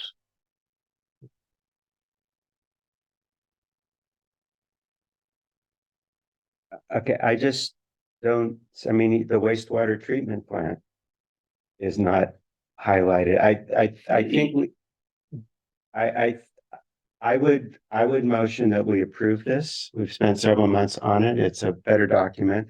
And that we take things at value that we want to make sure we get this other, there are things we want to get done this year. Not every single one of them should be listed as a GM goal. So let me ask you a question. So Eric, is that something you specifically manage, or is that something that some of the staff you have work on? So PGC or PGB, whatever we call them. The public benefit charge as defined by statutory code. Yeah. That has nothing to do with it. What we're talking about is energy efficiency rebates, and that's something I've assigned to a particular person to work on. Yeah.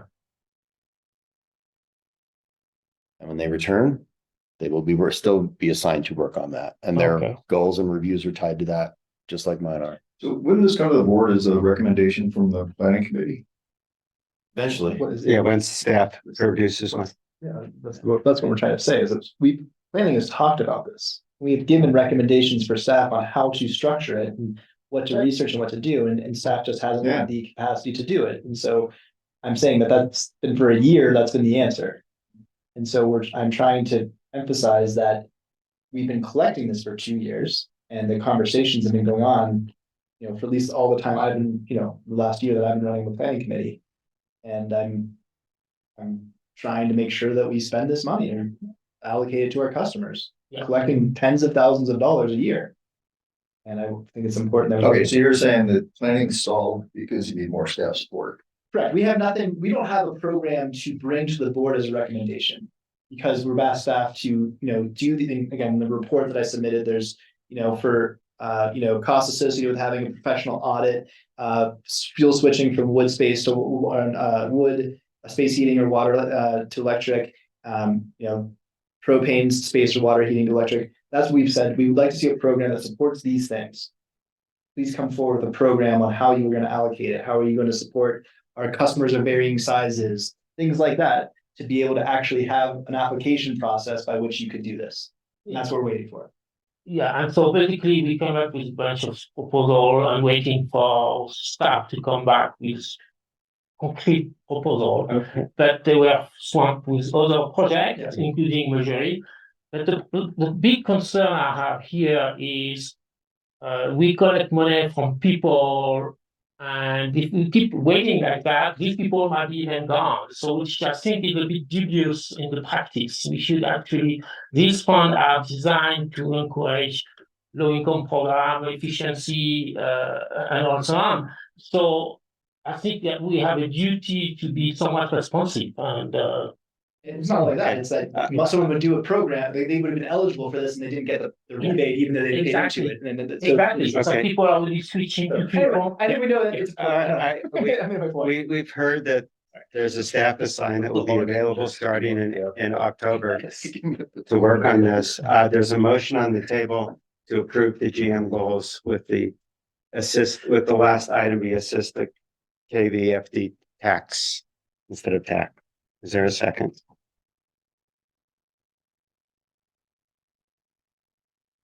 I'll second that. Okay. Further discussion?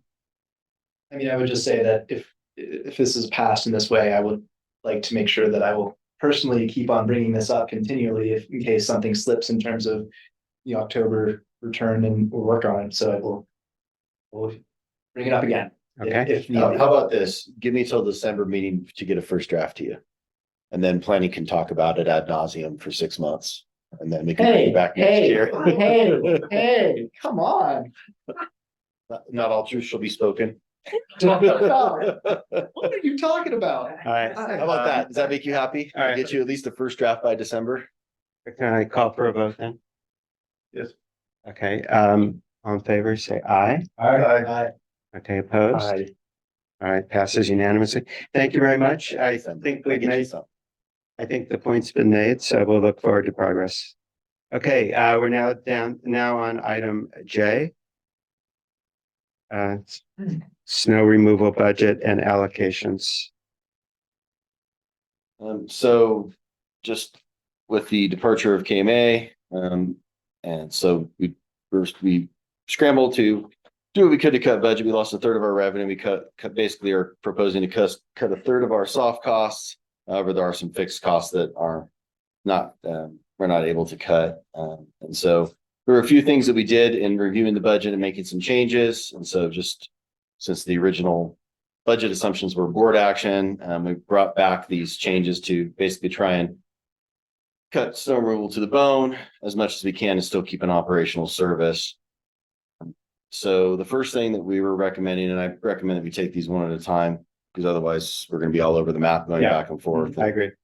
So the first thing we recommended was, since we had about a third reduction in revenue, we recommended a third reduction in the G&A allocation to snow removal, with the balance being spread across the rest of the services. So instead of being 12.5%, you can see we reduced it to 8.2% and spread the balance amongst the other funds.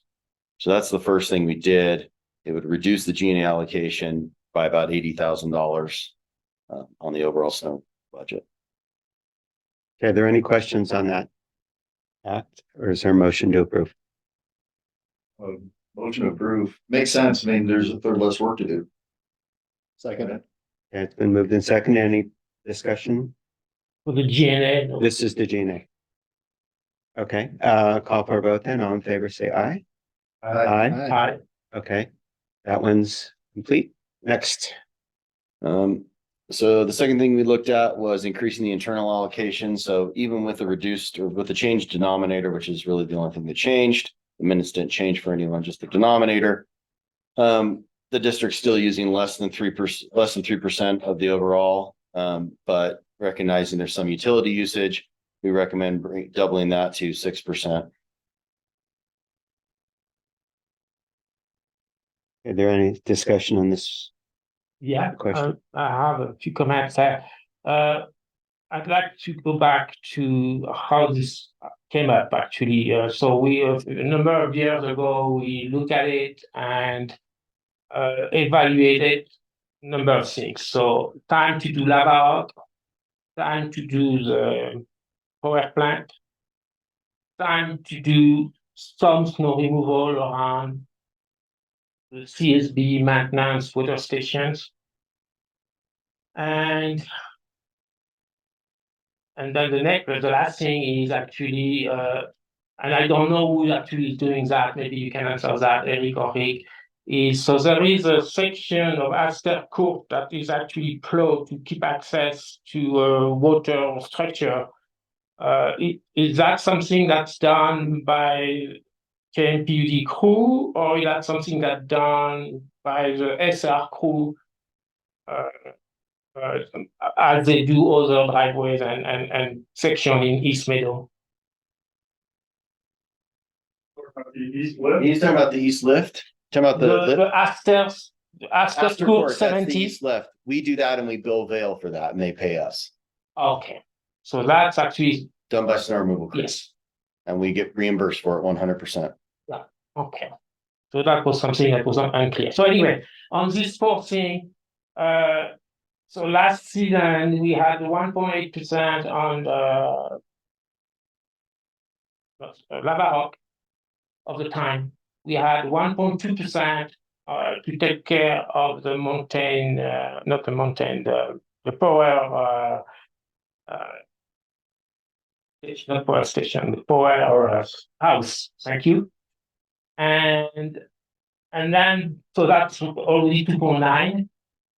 And so the question is it really reasonable to think that the use of the equipment, which by the way correspond to about 35% of the budget. So if you look at the budget this year, the capex plus amortization is 35% of the budget.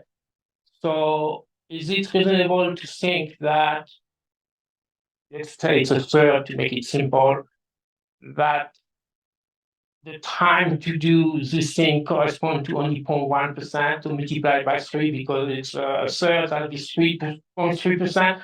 I don't think so. So I think it was not sufficient. On the top of that, obviously, if we shrink the pool of customers and we cannot keep the district at a static 3%, his share need to increase. So I'm comfortable with 6%. I personally believe, based on the approximation I made, it's probably closer to 7%. But it's something that, like, I want to make clear that this is not a specific favor that the district is doing. It's actually the right thing to do to actually increase that allocation. And I've been raising that issue for months and being pushed back on it. And I'm glad it's now part of the new things. Yeah.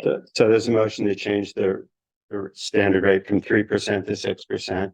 Is there, was someone on move to adopt? Yeah, motion to adopt. Okay, is there a second? Second. Okay.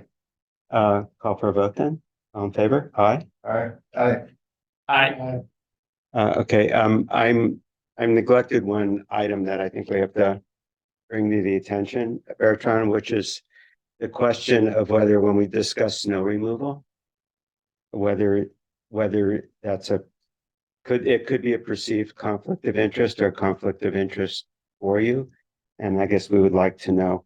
I will answer very clearly on that. I don't think there is actually any conflict of interest because actually I have no skin in whatever decision besides being the district. I mean, actually, it's not going to impact me at all, me, my family, or extended family. So I don't see any reason why I should recuse on actually for example, the deferral on loan repayment. I mean, you actually are skin in it. You are actually member of HOA that are going to be impacted by it. I won't actually, since KMA is no longer part of it. So I'm actually the one who is out the conflict of interest in that situation.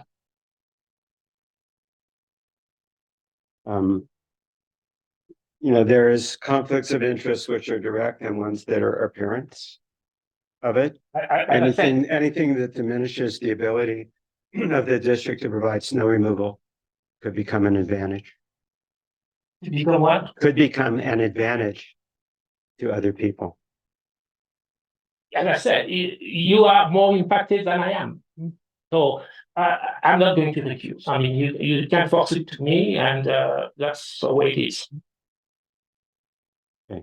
And do you have a financial interest in any companies that compete with the district? Zero. No Okay. financial. Have you loaned money Yeah. to them? Yeah. Okay. Are there any other board questions? Let's move on. All right, Eric, next item. Sure.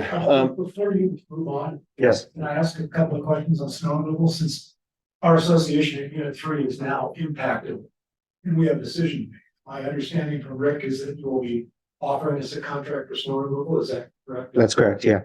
And you should have received an email 2 weeks ago with the details. It didn't come to me, it probably came to our president. That's who did go to Alan, yeah. Oh, okay. So he was approached by the gentleman doing KMA, Mm-hmm. asked if we wanted to have our driveways done. We don't have driveways, we have parking pads, it's the association. So he has reached out to them for a proposal and we haven't heard anything back, but I'm very concerned about having two different vendors servicing a portion of the street that could become a conflict. Can the board or management address how that's going to work? I did bring that up with the operators, Alan, and I asked them point blank, can we even offer service to Unit 3 with this situation? The answer was, if everybody plays nice, the answer is yes. If we start getting your parking pads with giant berms in front of them, like Bertrand's son-in-law, then I don't know how that would be. We'd have to resolve that at that point, but hopefully everybody will play nice. I just sort of have a comment, and it sort of dovetails I talked to Jay, I believe it was, or Jason yesterday, hole in the wall. And he said that, because we had talked to him about as an alternative providing snow removal services. And he said, hey, look, I'm just doing KMA, that's it. You know, I can't do any more. I'm a little, you know, nervous about all the equipment, so loan, where am I gonna house my people? You know, so maybe next year, so. You know, I don't know how it plays into all of this, and then he talked a little bit vaguely about the politics of the situation. That I didn't understand, so you know, when you guys talk about conflicts and what's going on, it would be helpful if we at least know a little bit of the background. Okay, what I'd like to do first is we're trying to come up with a defined set of numbers for the contracts. So I'd first like to finish our process Oh, I'm sorry. of looking at, we have to approve the places where we've trimmed the budget and make sure that we're in agreement. So let us finish that first. And then we can go to a general discussion. Can I ask you which way you are part of? Whiskey Tower, Which store? over by 7,800. Okay, Eric, can you do the next item? Sure, and Jerry, we'll get back to your question. Okay, so Yeah, we will not ignore either question, but I want to make sure we at least know what the prices are. So whether it's real or imagined, a few of us have hard stops at 4:30, so. Deferral of loan repayment, right now, the electric fund is owed about $150,000 by snow removal. And this is wrong, there was one payment made on the interfund loan debt, 2 years ago. But we deferred the existing loans to a 12-year period that were supposed to come due this year and next year. Well, sorry, last year and this year. So those were already deferred to a 12-year repayment period. And then the new loan that we're proposing would be a 10-year repayment period, which would coincide with final repayment being the same. You know, if you look at further down at the budget, it's, you know, $10,000 to $15,000 a year of $1 million, you know, $800,000 budget, kicking the can further down the road. Sorry, John, your favorite phrase of mine, is not advised. Okay, so that's a request not to take action. So I'm providing options to the board to consider, but staff does not recommend doing that. okay, does anyone want to? Is it? I'm not quite sure how to state the question. So Does anyone want to defer the loans further? Yeah. Does anyone want to propose deferring the loans further? And just help me understand the cost benefit, like we incur more. I mean, I know I read it, but like what numbers, what We would incur more interest, obviously. orders of, oh, yeah, I mean. And so we use the LAIF right now. So, I mean, I don't have that spreadsheet, but you know, the interest right now that accrued on this current one with the current, this one quarter, the interest that was accrued using the LAIF apportionment rate was about $4,000. So just string that out longer. It's you know, keeps getting. So it is significant, actually. Do you know what the interest rate? Because in It varies from quarter to quarter. You can go to the LAIF website and look at their apportionment rate, because that's what we decided to use 4 or 5 years ago. Because in the motion, in the measure that you have in the packet, there is no mention of interest. It says fair market value, which the board previously assigned as LAIF. So the board already previously took action that would define. I think the point for me on this, if I were the general manager of just electric and I was loaning money, I would want to know that there's an annual payment to show that there's a good faith effort to pay it off. And so having nothing, to me, it does not make sense. And one other thing I'll add in here too, we talked about in finance, and I apologize for not mentioning it again, but USDA, when we do the Form 7 and we do our annual like 63-page spreadsheet submission on the USDA website, the way they look at debt owed is not the same as cash in hand. So we get hammered on our tier and O tier ratios by having this debt out there versus having the cash in hand. So it's impacting how much property tax we have to allocate, which means we have less for everything else too. So it's a definite trickle down effect. Okay, I'm not hearing anyone proposing. Yeah, I like what you said. I think as a general principle, I wish at least interest be paid every year. So there is actually some commitment expressed here. I have to say, in the measure that you have, you mentioned that one of not you, but one of the thinks that we say it's prudent and everything, and I don't think it's that prudent actually, what we are doing here. I think there is substantial risk. What happens if more customers leave the district and then the pool of people that are actually going to have to pay back that are going to shrink? I mean, it's similar to this PGC thing. I mean, there is some time connection. I mean, we have to make sure that the people who pay the benefit, who benefit from this loan, actually are the payer, and the more we drag it, the less we do. I think the proposal is to, continue payments, right? Yeah. That's the recommendation. In the interest, We are proposing accelerating payment? Or? I don't understand. so- I don't understand what you in want. the interest of time, if no one's going to propose something otherwise, we'll go with keeping the loan payments as defined. Can we move on to the next item then, Eric? So do you want a motion on that or not? No, If the absence of we a would only motion. need absence of a motion is Okay. direction. Yeah. Yeah, and I'm comfortable with that, by the way, yeah. The next one is, we're looking to replace our 30-year-old snow removal pickup next year, and we had budgeted to do it as an electric vehicle. They currently cost 80,000, though it could be less on the standard range, which searching for them was a real joy. Bertrand, by the way, there were not any in the greater Sacramento area. I finally found one in LA, but the demand, and Bob can speak to this from his EV conference, is well exceeding the supply. So one thing we could do is to purchase an internal combustion engine, a used one, which has been our practice for the last few decades. We haven't purchased a new vehicle in a long time. So everything we buy is used, and that would save, we estimate, about $40,000. And that would recommend that impact change. a subsequent year. It would not impact this year. So this is a plan. That is correct. It would, but it would also impact the, it would be a subsequent year. That is correct. But it would be a cost But it helps. a little bit. It helps. And if information changes next year, Sure. the decision to actually buy or not would be part of next year's cycle. Budgeting cycle. This is anticipating that we couldn't afford 80,000. So we should target a lower amount. And if the situation changes, it can be reconsidered. Understood. So is there a motion to approve this? Okay. Second. Is there any discussion? Okay, all in favor, signify by saying aye. Aye. I'm going to abstain on this one because I'd like to see next year what the situation is, because I do believe that we have a duty to electrify as well. So, and I Okay. think it's not needed to have All my right, voice so for this year. 4 yes and 1 abstain. Okay, next item. Deferral of trackless repairs and equipment purchase. So we anticipate, basically, we were going to do major repairs on 3 trackless machines. Due to the reduction in contract, we think we can do Band-Aid repairs on 2 of them and put them into a backup status. Basically, we use them if something breaks down, and only then.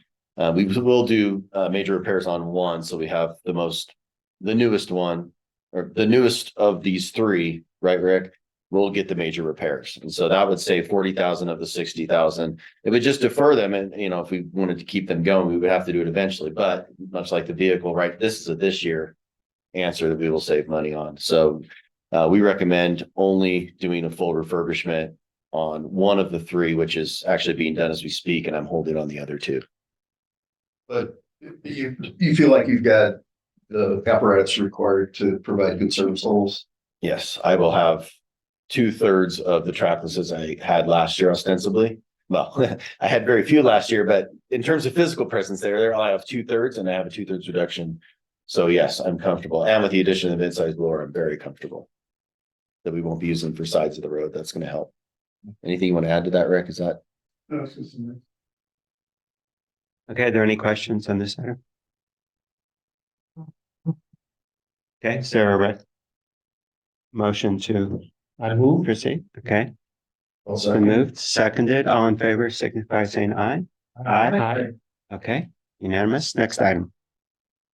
Okay, additional surplus. Right now, we are going to sell 1 trackless and our old scrap parts trackless shell.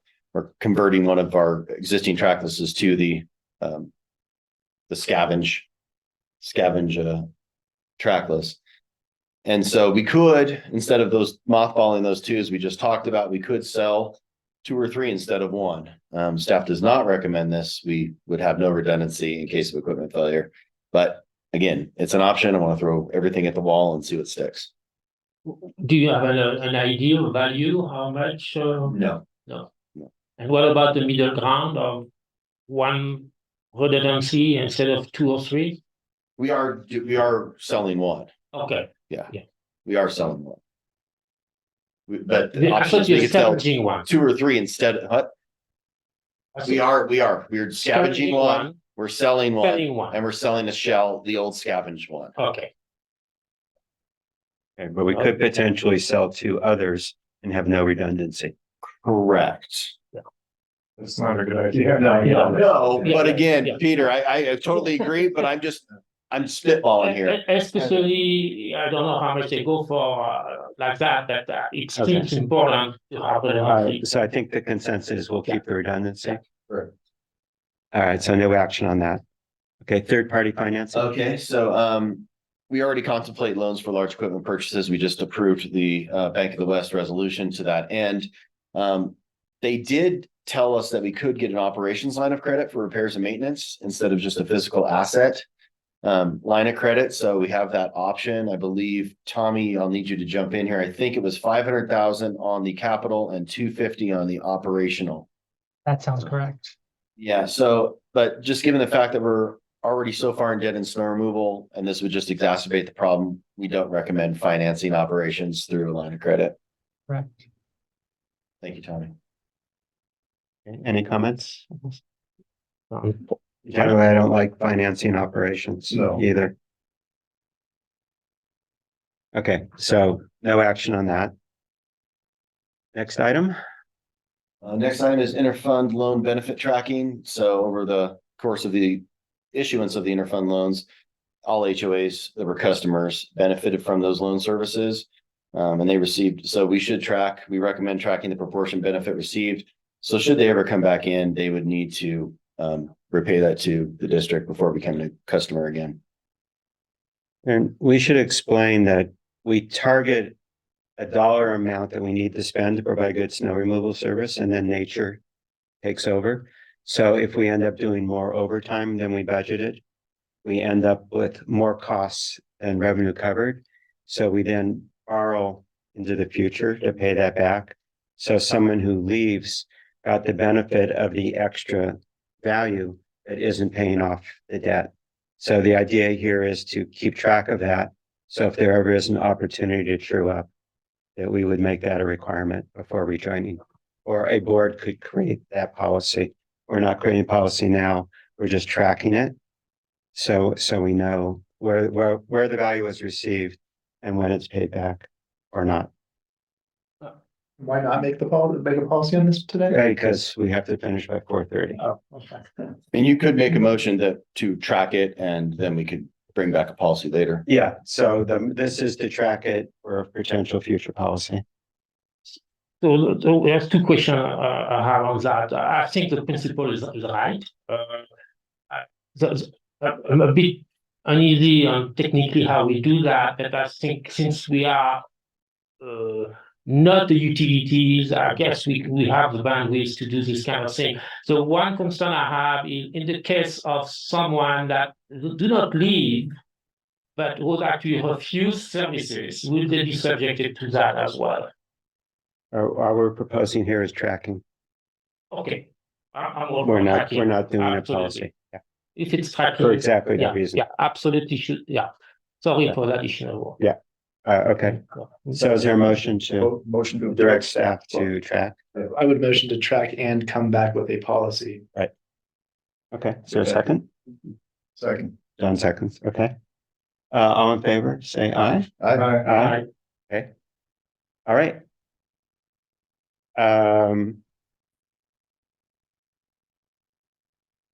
So you anticipated these being approved, and based on that, you came up with a Correct. a bare bone, a budget where we can provide quality service that is cut as low as we can. All right, so the highlighted items, just for clarity, were items that were pending board action. So they've been included, but just I'm highlighting so everyone can see what they would have been if they were adopted, which they were. So this is really where we sit now today. So you can see that we already incorporated the G&A allocation. We increased Lava Rock. This is on the operating budget. And then you can see that the capital also got reduced for that going to internal combustion engine. So all those things were in there. So that reduces the budget overall to about $740,000 estimated. Then on capital, again, just the highlighted were the ones that were contingent on board action. So you can see those reflected there. The one that wasn't a board action was just the deferral of the trackless replacement. Given that we are going to use them less, I pushed it out an extra year. So we did that. And so these are the new percentages. Basically, the time remained identical. But we just had a new denominator that divided through and gave us the new percentages, with the exception of the hard-coded district percentage and the unique Sun Meadows 1-2 base camp issue that came up last year. And then we reduced the removal area for Timber Ridge due to safety issues. So we won't be removing about 10% of their contract that we did before. Okay, and these are the numbers that we sent out to the HOAs 2 weeks That is ago, so correct. they had some awareness. Send them out to the HOA president. HOA presidents. And you've heard back from? I've heard back from 5 out of 21.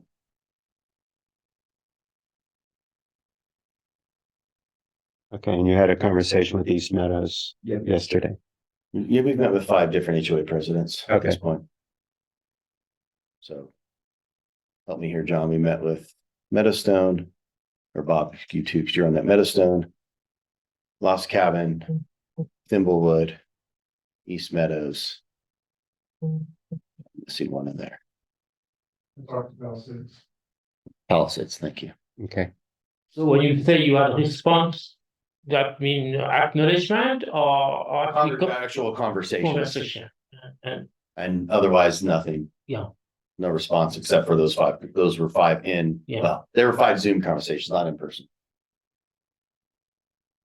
Okay, so to back up to the big picture to address the questions that were asked. So snow removal as a service is an optional service the district offered and gradually got into because for a history which I won't go through. But because the way the contracts are written, anybody can leave, either party can leave from year to year. However, in order for the district to provide quality service, we have to invest in multi-year things.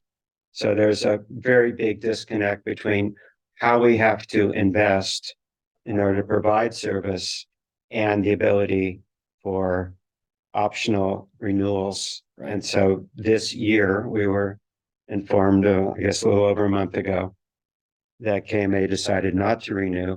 So so now we're dealing with the inconsistency of long-term investments and short-term contracts and the potential for it to get worse. And so we don't have the answers for that. What we're trying to do currently is make the reduce sort of right size as much as we possibly can and think through how we create a community out of the people that are doing this so we can make it all work. So that's where we are. That's how we got here. So I'm not as familiar with the history being your side of things. I'm just wondering, have we ever considered writing into the contracts? So like thinking of like a cell phone, right? If you get a cell phone and you get out of your plan early and you got your phone for free or whatever, you still have to pay the balance of what the fixed costs would be. Would that be something that we could write into a contract so that if someone were to leave, it doesn't help us with our current I situation, think but at a future meeting, we can think about how we manage these situations, how we avoid them and how we manage them. For this meeting, yes, we could. The contract is at will and it's every year. It can be changed. This year, we're trying to minimize the changes, so the contract is very similar. to last year's. They're prepared so they can be sent out once the board approves these. But yes, we need to figure out Like, I mean, how I'm we just do thinking, this. you know, my economics training, it's like bank runs, right? It's like a contagion, right? And so there can be challenges where someone's like, oh, well, you know, one leaves and we have other leaves and then we're gonna be left. You know, I don't know. I'm not saying that's going to happen. I sincerely hope it doesn't. We do provide good service, but like, Yeah, let me address that one because that keeps coming up. I keep hearing that there's some rumors being spread by certain parties out there. If all our snow removal customers went away tomorrow, the amount we would get for the equipment would offset the indebtedness owed to the electric fund. The district and electric fund would be made whole. So from a balance sheet From a perspective, balance sheet perspective, if We we can lost manage. everything, then it would, at the end of the day, the district would be made whole and electric would be made whole. right, so the worst case is almost like not everyone leaves in some ways, and then we have to make a Right. decision of whether we shut down the service and do that, Right. or service the handful of customers. Or we sell more equipment if we go down, right? Like, that's still the other part. And so that goes to your other point, in talking with the 4 HOAs, I think that Bob and I are with. I would personally, I'll do whatever the board tells me, personally be disinclined to punish HOAs that stayed with us with that sort of clause that if they leave, they have to pay something. I think we have to create the environment where this is viewed as a community owned investment that we're trying to make work for everybody and provide the best service at the lowest cost. We're in a position to do that because we have the housing and capability, and we have Joe. We have a lot of experience. Last year was bad. You know, but we can do better. We have better equipment this year. We want to prove how good we can do. And also, I guess similar in the same vein, Eric, I mean, again, why is it an annual contract instead of trying to do some multi-year contracts, which can hedge some of this for us? We can discuss all of that on another day. Okay, sorry. Okay, Yeah. absolutely. Howard, please. I'd just like to say, I mean, it's a kind of a tricky situation where it finds itself in. But, for example, you're talking about money owed. And now it turns out there's also assets that the district has for snow removal.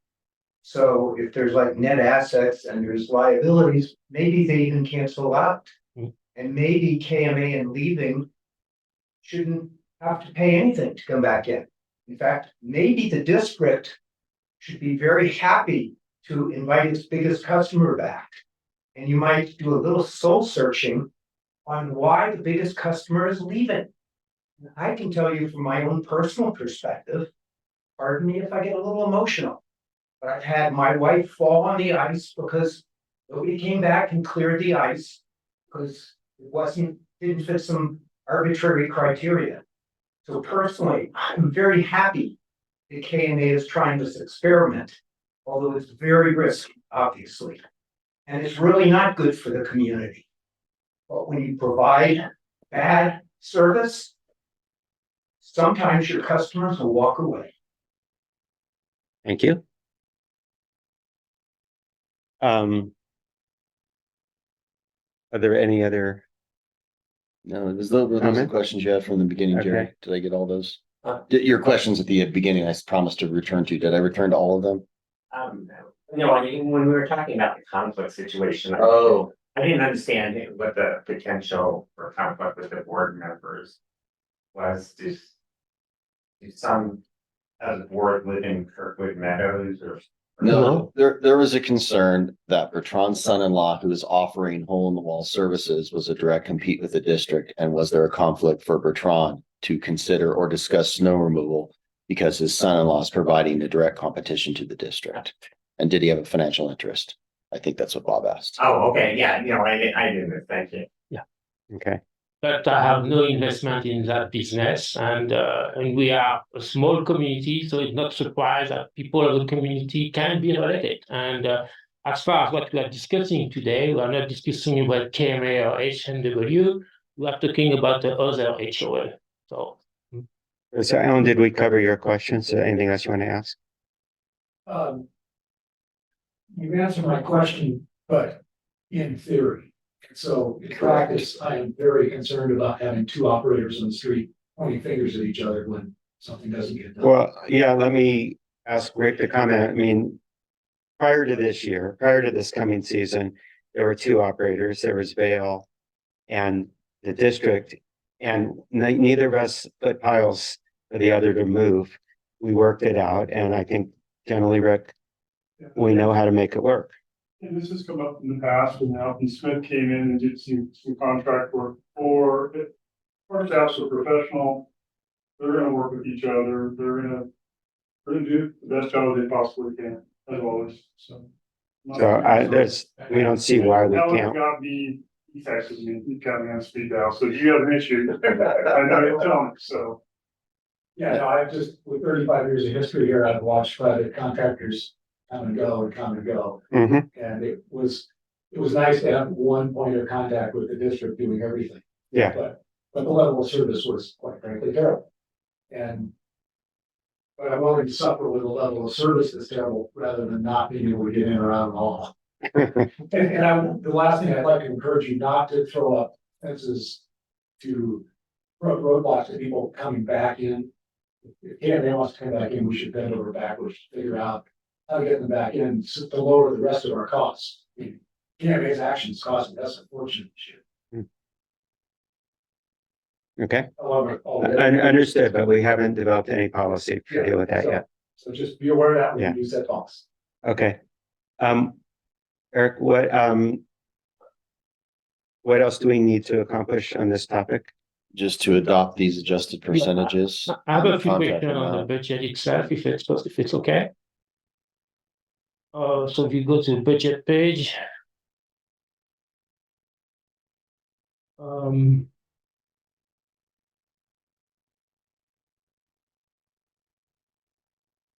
So, for example, you have a KMPUD interfund allocation and $1,200. Can you explain what that covers? Tommy, you want to take that one? We get asked this every year. I mean, last year was actually only $30 in the actual. No, and that $30 isn't correct. This is allocation of GNA, interfund allocations. This is It has to do with basically electricity use and water and wastewater use. usage, and also That's all it so is. anybody- So Is there proportionate? Sure. So if you look at, for example, if you go look at the interfund allocation of other things, like the wastewater plant, their interfund allocation is much higher because they have all that electricity, right? So that it's just snow removal doesn't have a big footprint relative to utilities. okay. Right, So it is the, under the shop. and Tommy, you said the $30 actually not correct? No, that's correct. It's correct. So why is it so low last year compared to what you budget? Because we had less utilities consumed by the district, and that was their proportionate share. I understand that, thank you. Then I mentioned earlier that I think the interfund payback, which shows at 1068, it does not cover the interest. Yes. Well, interest continues to be accrued until the very final day of the last payment. So there's interest in there and principal. It's both. So based on the number you gave me, it sounds to me that, I mean, if the community owe 141K to the electrical fund, then 1068 is sufficient to cover the interest. 1068 covers the existing interfund loads paid back over 12 years, but we don't know the LAIF rate tomorrow. Yeah, no. So therefore, it's an estimate. It's an estimate. But basically, that's how you basically come up with that number, is to try to find what the current charge of interest. Yes, so I put in the interest rate for every quarter. LAIF releases the interest rates every quarter, and interest is assigned quarterly. Okay.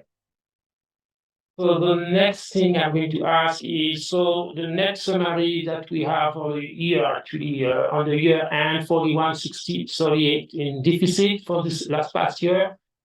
But you are getting a loan of 46,336, which is about 5,000 more. So why is that? Because that was the amount to get the ending balance to zero. Could that be reduced? No, I mean, so it's 46 is the correct number. So Okay. this was the operating deficit, but there was leftover deficit coming elsewhere. So this number makes the ending balance for the year zero. So, because this includes capital where this is only operating. 41 is only operating, then there's capital that has to be dealt with. Okay. So that answers my questions basically, so I support that general budget with this explanation. So the one thing I am a bit leery is, and I know it's based on the way we actually do things, but I think it has all the change we've made this year amplify the compounding effect that we have here in the way we do this thing in a relative fashion. And just to explain, if you are in an election, if someone votes for you, the opponent is 2 votes away. So there is a bigger effect than just 1 vote. And I think this is part of what we are saying here, where if someone reduces his, for example, his snow removal area, it's going to impact everybody to compensate. But there is a compounding effect, which actually creates a lot of differences. So I did a little graph here, and I don't know if you had it. First, I want to show how good last year things were. And as far as allocating things,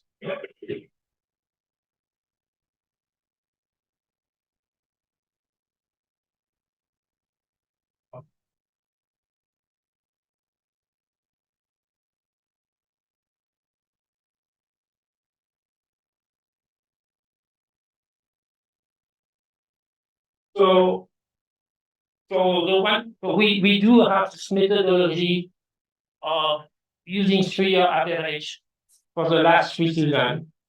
And at the beginning, it was a bit difficult, but over the time, accuracy improved and everything. And the last few years, we actually had very good correlation between the end result we should try to achieve, which is how much specific someone paid for snow removal and how much actually time the PUD spent in that HOA to do the work. And so the coefficient correlation we had last year was 0.9947. So I'm very pleased with that. And I think it's a testament of all the work we've done over the year to try to improve this methodology and process.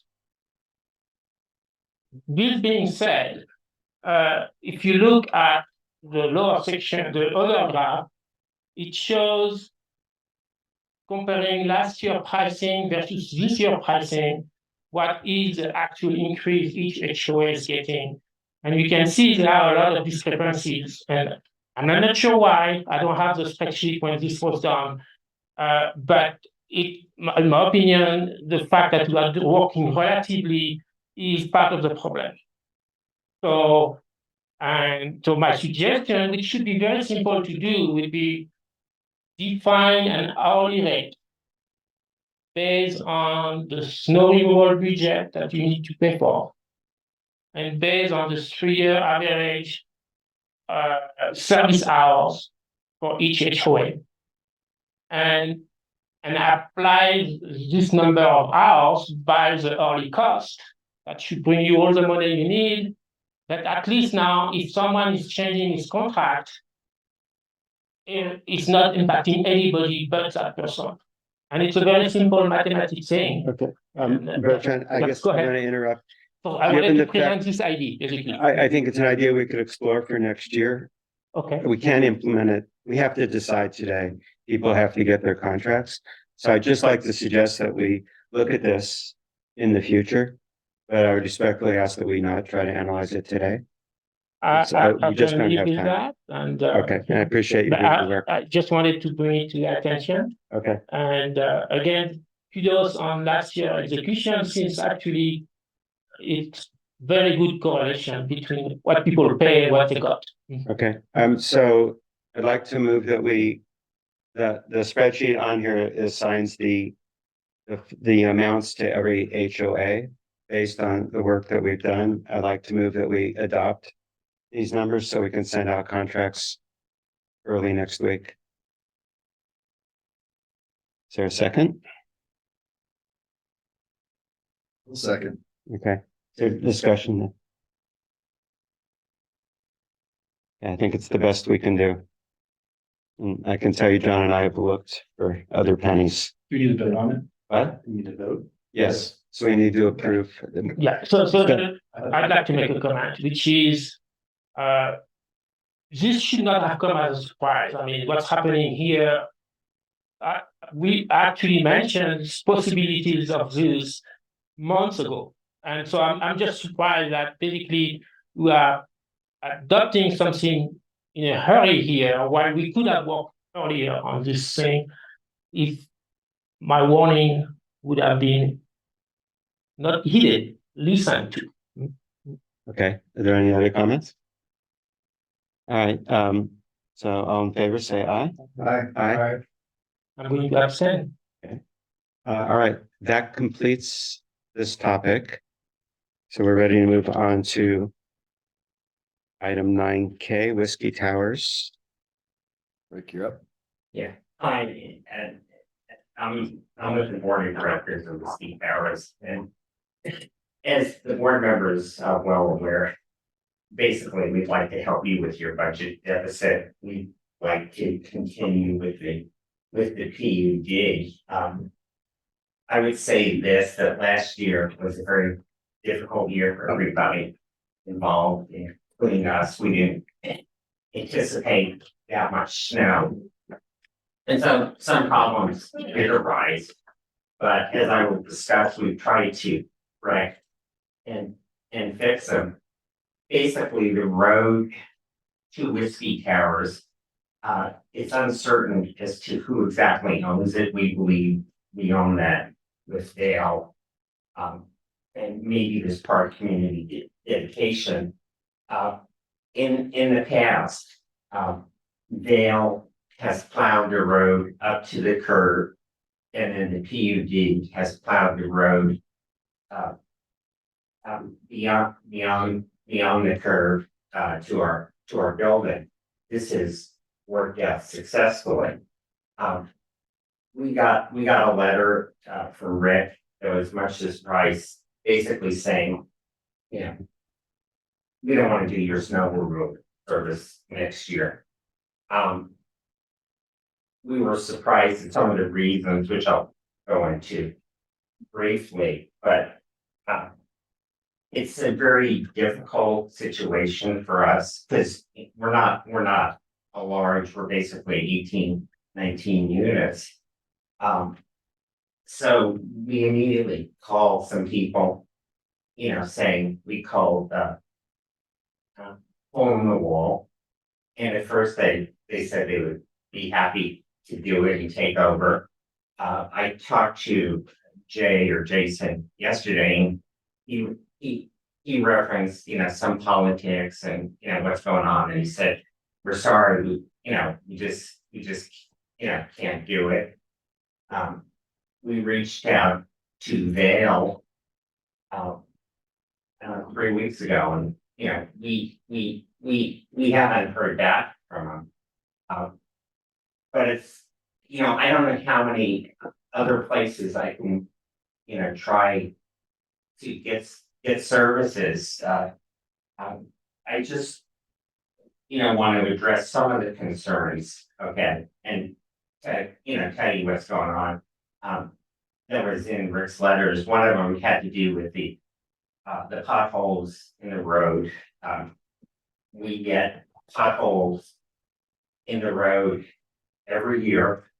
Every year come October, we work with Vail and we have a paving company come out. We fix the potholes. Rick had mentioned some problems with the signs. Okay, I agree with him. He's absolutely right. We didn't anticipate this much snow, you know, the snow would go over the top. signs. Our property manager is EPS Kirkwood Property Services.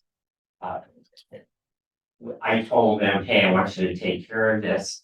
They sent us, repeated emails, John Ryder and I can't remember, John Frick, I think, saying, hey, we're your property managers, we'll take care of it. When I was looking at the property today, they hadn't taken care of it, so they'll be getting some emails and calls from me, but I agree that that's something that should be dealt with. I think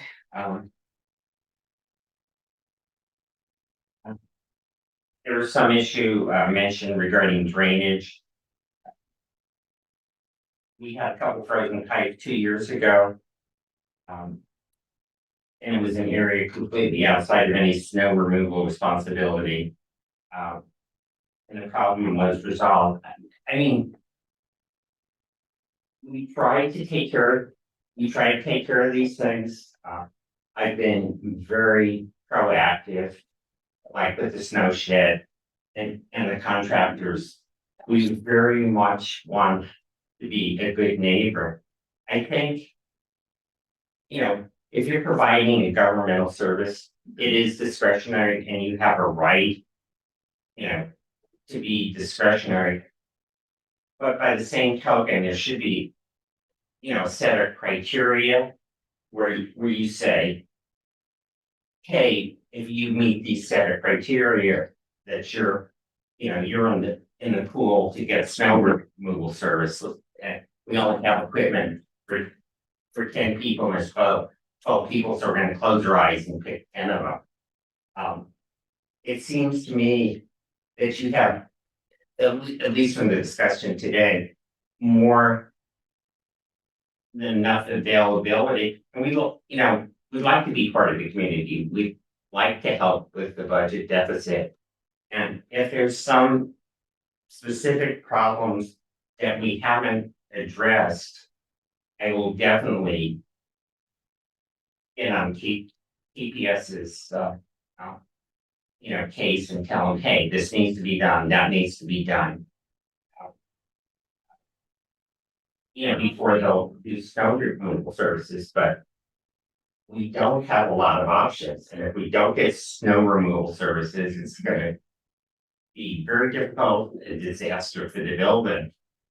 When I talked to Hole in the Wall yesterday and explained it to him, he says, well, maybe you can buy a piece of equipment and keep it in your basement. Sure, we actually have the money to buy it. It's a great idea, but unless you know what you're doing, you're probably going to hurt yourself. There's a 3-month lead time in getting the equipment. So I'm just looking for alternatives. I'm looking for solutions, and we'll do whatever you want to get there. And I know you're pushed for time, so I'll stop.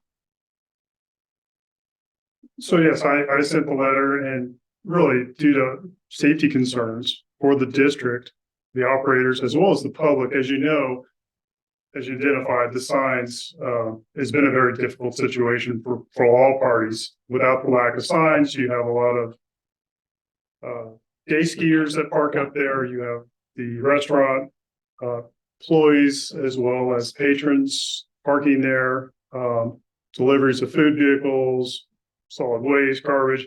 So there's a lot going on in a very small area. And there's also the concern of skier traffic coming off the mountain to an area that they could either fall into the parking lot. I've had operators report to me that they literally have to stop blowing snow because somebody was skiing right down in front of their moving ribbon on the machine. So my fear is that we inadvertently hurt somebody trying to do snow removal in a very difficult area, as well as damage property. The driveway is again narrow. There's little or no turnaround when there's not a housekeeper parked in the fire lane when there's no signs. But never mind that. Because of the way the cars are parked, we are very reluctant to blow over a parked vehicle to go to the only designated snow storage at the very end because we don't want to damage vehicles. So it's just, Our policy is we don't blow over. we parking don't lots. We blow over. don't. Yeah, so again, but more importantly, the safety concerns that we have up there with just so much going on, people, dogs, activities, almost all hours of the night because the restaurant typically closes at 10 or 11 or 12. Our operators can't wait around for the restaurant to close to come back. And it's just been super challenging. And I've been trying to work with every property manager that's been up there, as well as Doug Cole over the last several years to identify these issues, verbally explain, hey, we really need to work together, talk to who's your snow removal person here in the towers. Oh, it's Patrick Sarney. Patrick Sarney's, oh, no, it's not me. It's KPS or it's Pyramid Peak. And it's just been a challenge, but my fear is that someone's going to get hurt and I don't want that to happen. Well, I understand that, and, you know, I respond to that, it's been 10 years or 12 years or whatever, and, you know, nobody has been hurt. You know, if there's specific safety concerns, and one of the things that you would address is people, you know, skiing into the back parking lot, well, that parking lot is pretty well removed. If, you know, if somebody gives us advance notice, I mean, you know, if it's really a concern, we want to be part of the community, we want to help. If it's really a concern, well, have somebody stand in the parking lot, you know, and just, you know, maneuver track. I've talked to Pyramid Peak about, you know, doing snow removal and property management, and they basically said, no way, it's not happening. You know, last year, I think, you know, in order to get some snow removal, we had to get people out of South Shore and I think out of Reno. And it was just, it was a very difficult situation. But we really want to work with you if, you know, if you give us a list of things that you want that would, you know, protect you for, you know, problems that haven't happened in the past, but could happen. I'm all there. We'll do it. But we just can't have a situation where there's no access to our parking lot. You know, think about it. If there's no access and we have a fire emergency, what's the fire truck gonna do? You know, I agree with you in regards to, you know, the signage issue, and I've been very aggressive with Kirkwood Property Services and I'll be a little sarcastic over my dead body and it won't be corrected this year because that's something that's important. It's necessary. So, you know, I guess what I'm asking you is how can we move forward, you know, as a community? I'm his attorney, Peter Samuel. We've known, he and I have been friends for a long time. I think that maybe a solution would be to give Whiskey Towers a contract for 1 year, and see how it works, allow the HOA to implement the changes, try to get other property owners around them to also help implement the changes so that would be a solution. Just to be clear, the operational issues have been there multiple years and they've been fixed, they've been not fixed, they've been fixed, they've been not fixed. That's secondary to the safety issue, the life and safety issue. My operators are telling me they cannot operate safely back there any longer. And I am not going to second guess my subject matter experts who tell me I almost chewed up a guy with my blade. Rick and I were back there one day looking at the near explosion at Whiskey Towers. And a skier came right down in front of the Explorer, we almost hit him, and I was going 5 miles an hour. The life and safety issues, according to my operators, is paramount, and I don't know how we overcome that. I don't know that we can overcome that. Okay. And just because it hasn't happened in 10 years, we had a house that was there 40 years that blew up. We had a skier that fell off of Palisades and sued the district. It happens. I don't want to be in charge when someone dies. I would say this, we've asked you know, it hasn't happened in 10 years. We've asked for documentation that you may have in your file, you know, where you wrote incident reports. Or, you know, we can talk generally about health and safety issues, but, you know, let's see some specifics. And I was told that the incident reports and the comments won't be available to the, you know, yeah, September 29th to the end of the month. I mean, you talk about health and safety issues. If we don't have a road and access for the fire department, if we don't, you know, have access, you know, for other emergency vehicles, that's a huge health and safety issue. And as I said, we will do whatever you want. You know, I want to be a good member. I want to work it out. And I just weren't saying. So I do understand the operation concern and even further the safety issue. Is there any way that the PUD can come up with a restriction, a bunch of requirements that would be actually put in the contract, and if they are not achieved, the district stop? And I just wonder. Yeah, the problem is the stuff isn't their fault. I'm not saying any of these health and safety issues are their fault. Problem is the health and safety issues that exist there. They can't control skiers coming down from out of bounds. So on the you backside. kept me off. I was going to say the next step. I think to make this work, we need to have the district, Whiskey Tower, Val, and KPS sitting together and see if there is an operation that can be agreed between the four actors, and hopefully there is. But I totally understand the safety concern. It's major. Yeah. You know, and I understand it, safety concern, Yeah. and I agree with Eric.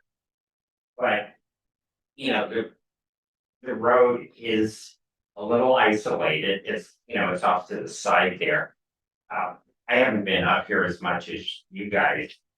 I've never seen it, but I don't document it. You know, I'm willing to come back in, you know, October if they, you know, want to produce incident reports, you know, so that we can all take a look at them, because if they almost ran over somebody, they surely did some type of incident report.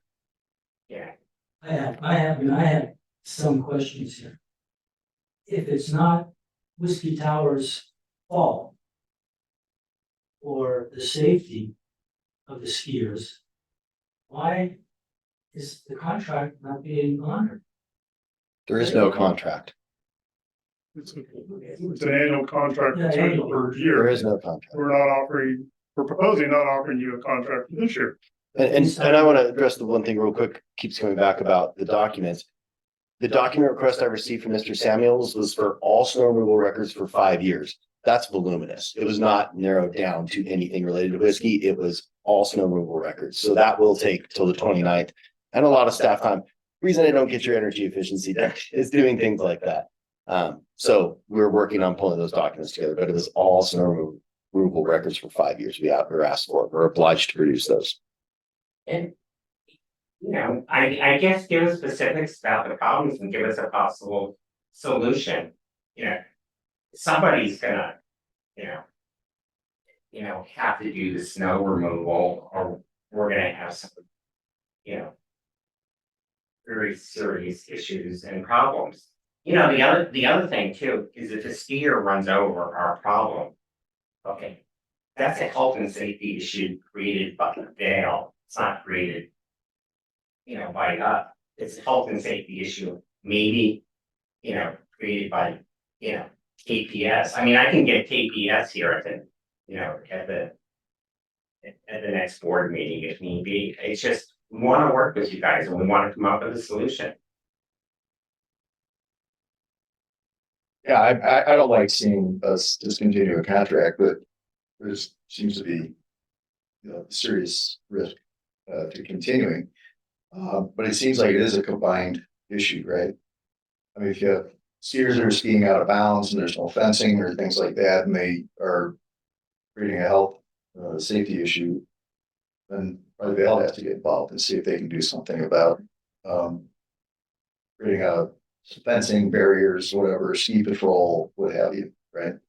And KPS probably has some input on things that could help as well.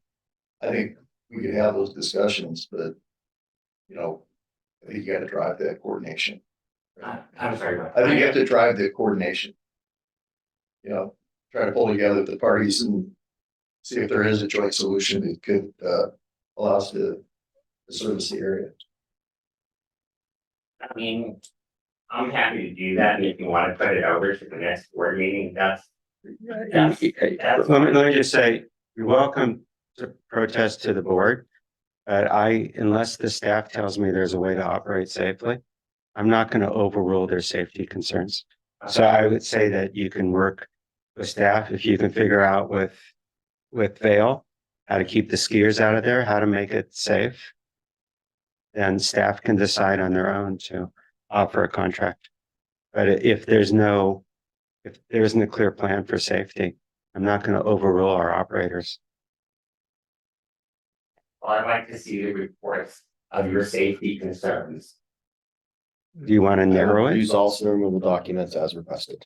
It's just, But looking at things from the past, really, it's great. Just like I explained today, we've got skier traffic, we have pets and dogs and pedestrians and all Trucks this. coming out 700 almost Yeah. getting plowed over. And people dragging trash out, leaving half the trash in the road. And we've got a lot of things. To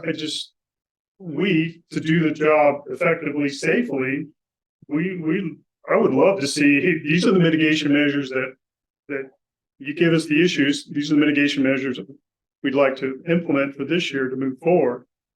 And I know personally from KPS that last year they told me, well, we don't want to do anything with snow removal at the towers.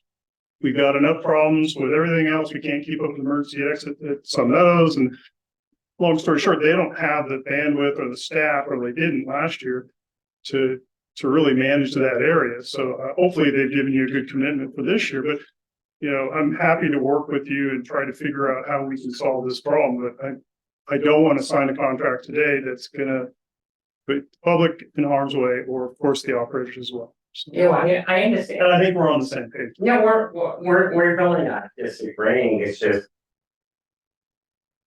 we're in a difficult position, a very difficult position, with mitigation measures. We'll do them. Yeah. It's just, and when you think about it, you talk about, running over skiers. Well, the thought comes to mind that Dale has snow removal equipment that they run. Well,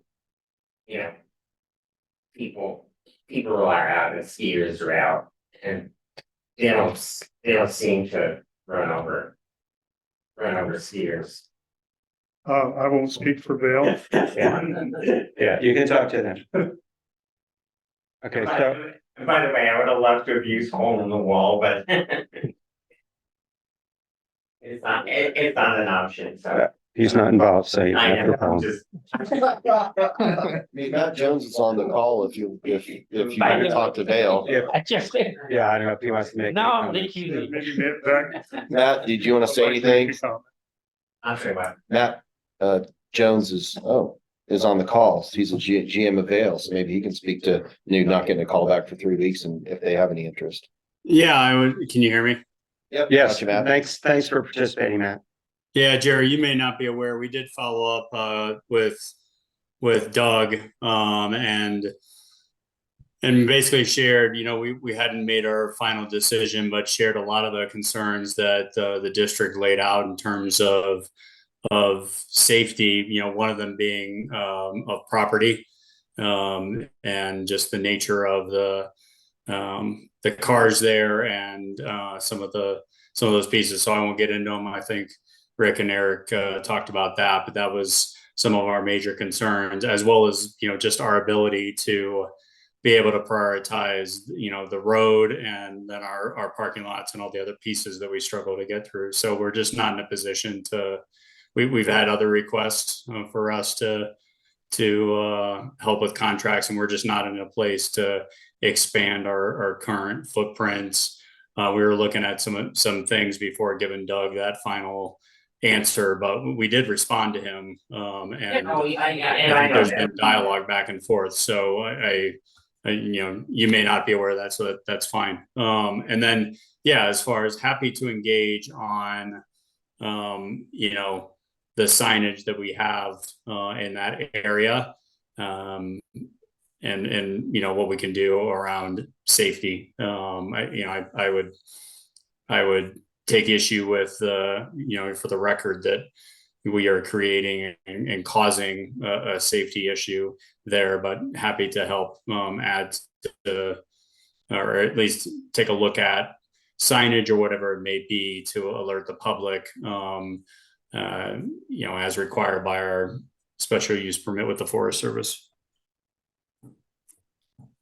I won't get your name afterwards from the board, but that's very helpful, and I think that would eliminate or alleviate at least partially some of Rick's concerns if they'll put up some signs, do not ski here, and so that they don't go over onto our area.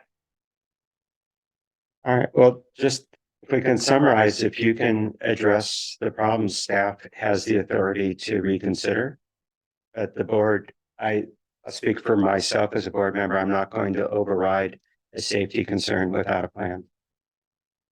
Okay, well, okay, but you don't have to wait for a board meeting to address it. Could you ask the board to work with us? I'm sorry, the staff to work with us to try and come up with some, possible solutions to move forward. Happy to meet with you, of course. We don't have to ask, they are always available. Okay. Yeah, and I think we modified the contract this year to lay out safety concern, and if there is any safety issue, that actually the PUD has the authority to not provide the service. Is that correct? Within the contracts that we currently provide. So I think if we could come up with a list of requirements that you guys need to meet, and there's always the caveat that if you sign the contract, if there is a contract and you can sign it, then if the letter of the safety issue concern are not respected, then there'll be no service. Yeah, we'll leave it to you and staff. But the short list is, again, skier, pedestrian safety primarily. And then the secondary concern for snowmobile operations is, firewood being thrown in front of a fire hydrant, and left in the snow for a machine to get into, or trash, or kegs, or you name it, left behind, vehicles not being moved. Just the operation side is just to provide really good service, because we want to do that. We want to give you the best service we can, but it's difficult when we're not working together. So happy to meet with you. We can figure these things out, and maybe we can come. Yeah, if you can give me a specific list so I can go through my list and work through it, that would be very helpful. Okay, just one more. With the consideration of closing the area to public and pedestrian while the PUD operate be helpful? I can't guarantee when the storm comes, and then that takes just isolating machine equipment and personnel would impact the whole operations unless it's a clear sunny day and we have to go back. And we've done that in the past on numerous occasions with the towers. Set up special days to do special clearing. So again, we'll happy to work with you. Yeah, I mean, for instance, if we knew today we're going to be out Tuesday morning from 6 to 10, I could have 2 people out there, standing around, and we're gonna let you work that out with staff. Okay, thank you. We're gonna close this item. Okay, appreciate it. All right. Item 9D, resolution 2310 to approve the interfund transfer loan. Is there a motion to approve? Just for, this is from the earlier discussion. This is the one that moved. That we already approved. Yeah, second. So there's a motion second. Any discussion? If not, all in favor, say aye. Aye. So I'm going to abstain because I do have concern on the prudence of that process. Okay, so 4 and 1 abstention. With that, we're going to spend this meeting and go into a special session, closed session with legal counsel. Stay here. I think we'll go He's in, here, so Josh, just switch over to the other Zoom, please. which is not on yet. It's not on yet, but just, yeah, it'll show up. It'll be there soon. It'll be there I'll really walk in soon, as we but I speak. might use. Yeah.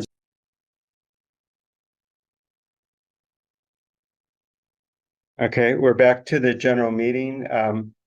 I report out from the closed session that we requested counsel to instigate litigation against, on the issue. I think I got the hand signals. Okay. To initiate All right. litigation We're now ready to by move a, on. by a vote of 4-0 to 1. Right. Bertrand abstaining. Okay. Major projects update?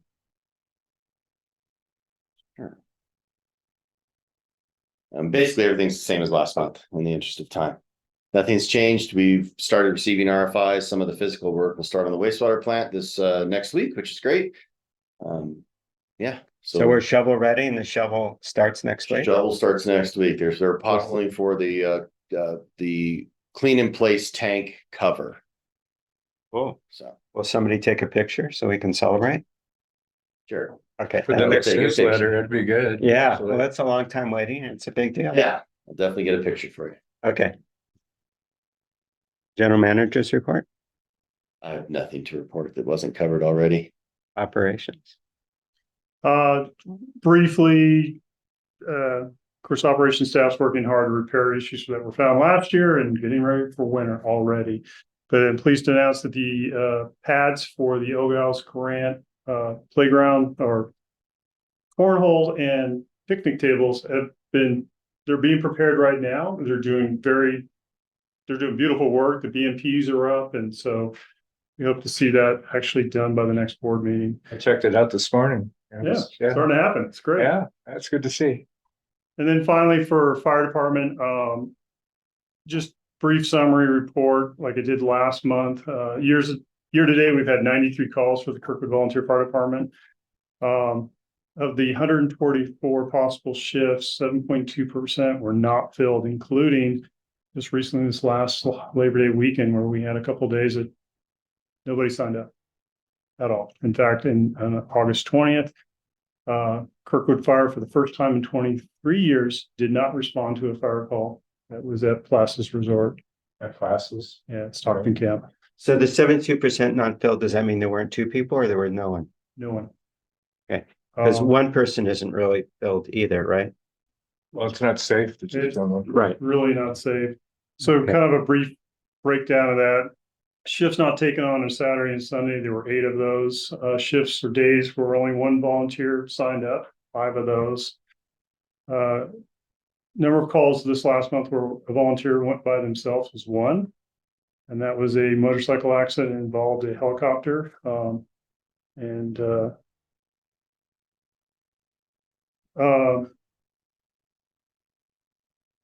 Number of days where volunteers could not actually drive the fire truck. There were 6 of those days. Number of days where there were no EMT or any type of medical qualifications or at the EMT level is 31. But if I'm here, I'm covering that. So it's kind of a misnomer or a bad number there. But anyway, we are still struggling, but we have a few new volunteers that are coming through the door. It just takes a long time to train them. And so we'll continue to push that as best we can, as well as work with different counties to coordinate training to hopefully get people qualified and certified. That's my really brief update for the fire department, unless there's any questions. Do we currently have a captain? We have 2 captains that I promoted recently. But our previous one is no longer with us or no? I should actually say that our assistant chief has become AWOL. AWOL, absent. I considered him to abandon his post. Okay. The last time I actually saw him in Kirkwood was on July 4th during our summer. So he's still AWOL? Yeah. And we've made numerous attempts to get a hold of him, see what's going on, but so He's not responding to your call. no, unfortunately. Yeah. So I'm not So you sure. don't know what's going on. Yeah. No. So I assume that he's abandoned position. So we currently have myself as chief, 2 captains, Joel Gomez and Scott Taylor, and then the balance of miscellaneous volunteers. What about fire hydrant? Because last time you mentioned that I think 2 of them need repair. Is that something that we can make progress before the winter, or it's not going to happen? Water staff has prioritized the repairs. I have not gotten an update on how quickly we can get them done. There is work being done on that, but I can't give you a good update. Because by my count, there's at least 6 hydrants that are out of service. We have hydrants that don't have the T handle, the upper cylinder. No, I'm not talking about the T handle ones. I'm probably about 24 of those. Yeah. But I just think it's priority. I was going to mention this to the operations committee, but because we talked about it, I just think it's a priority if we can get the 6 hydrants that are out of service Back in line. repaired before winter. Yeah. Or replaced. Yeah, I I agree. agree. I really think that's a priority. It is certainly on the operations manager and Okay. in our As far as the T handles go, I mean, it'd be nice, but we can still, if we dig them out, if we hire somebody to dig out the hydrants this year, the ones that don't have T handles, they could dig those out first. If we have another big winter. Okay. Anything else on operations, Rick? No, sir. Okay, standing committees, finance? Nothing I had. Okay, planning, you submitted I submitted a report. I will say that, I appreciate the conversation on the PBC that was a focus, but I would say at this point, there are a couple of items, if there's nothing to meet on in the near term that the board has approved, then we have nothing to meet on, right? Because Eric says that. So there were items that brought up, the committee suggested that we could consider of offering all electric discount on the KWH for the electric rate, and also going back to the 2019 heat pump study and looking at that. So I do want, and barring all of that, one of the things that we did recommend was talking to, and I already talked to Meadowstone, for example, about their replacement of propane. So it's like, I just want guidance. I'm trying to keep our committee working on things that the board wants us to work on. And right now the PBC is, it's in staff's hands. I don't want to have another meeting to talk about that at this point until staff is ready. So I want to make sure I'm thinking about agenda items for upcoming meetings that are aligned with what board objectives and needs are, and not spend staff time or community time talking about things that the board has no interest in having a discussion on. And so that is where I am at this point. And our next meeting is in a couple of weeks. So I am trying to figure out what the agenda for that meeting will be. Because right now it would be, talking about propane for our largest customers and thinking about ways that we could support staff and having those conversations with them, but that's where we are. I'd like to add something here as a board member. I think looking into the concept of using the usage of someone to consider discounts, and that actually probably going to benefit mostly the full-time resident, and we're thinking about people on all electric only, is something we discussed in the board in the past, that I don't think there is any issue that the planning committee had a discussion on that and then come up with some idea and recommendation to the board. I mean, the decisions are going to be taken at the board anyway. So that'd be one. And the other one is about the heat pump. I think we could actually rename it. I mean, let's call it heat pump, but it includes geothermal as well. And the same thing is what I really envision what the planning committee should do is actually to look into future long-term things that we can discuss. There is no commitment from the board indeed, but I'm not sure we need an authorization from the board to be able to work on this. What do you think, Bob? I think it works better if we have a plan that we're all working towards. Okay, so in this case, let's make a plan. Okay. All right. I'm not prepared. I'm burned out right at the moment, but I hear you. Okay. Operations? That was the only item that I had was hydrants, my concern over them. Okay. All right, and personnel did not meet. So that's that. We've got the TAC already done. Did we go with communications? I'm sorry, communications. I did. Communications. I'm not on that committee. Communication. You met. We did meet, didn't we? Yeah. Twice. You did. Twice, by the way. Twice. Twice. Twice. And I think it was, we wanted to get the newsletter coordinated with Rick. Because he's in charge of that now, and that was one of the issues, and we wanted people to know that there was going to be a Firewise work day, which was kind of postponed because of the weather conditions, and But it happened on Monday. yeah, Mhm. and we had a problem with not getting a green waste dumpster because we had a poacher that from Devil's Gate that filled one, and so we never had a green waste dumpster this weekend, which would have been good, but you know, it is what it is. Yeah, we're working at basis on that. And, Yeah. we're, And I explained that to Beth, and I think they bagged some of the stuff. yeah, we resolved those issues Yeah, and I've got a okay. list for the newsletter articles from, So we're gonna try to continue with that and chipping. Chipping's done.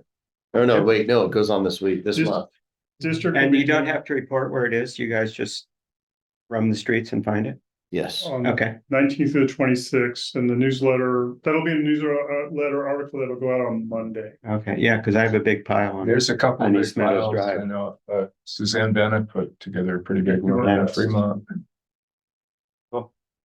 Okay. Hold on, there is one more thing you need to discuss is the forum candidate. We actually had a second meeting just for that. I think, yeah. The forum candidate, Yeah. For newsletter from communications, staff was directed to put something in there to reflect how to get information about the candidates at the district's website or at the Alpine County website. So I contacted Teola. She gave me that link, so that'll be in the newsletter article as well. There is something else going on there, but I'm not aware. so, Is KCA gonna? yeah, so- so I don't know the what- I question, don't know. the Yeah, question. no, I do. I actually know. So we reached out to Jen Heber a couple weeks ago and didn't hear back. And so I talked to John Ryder.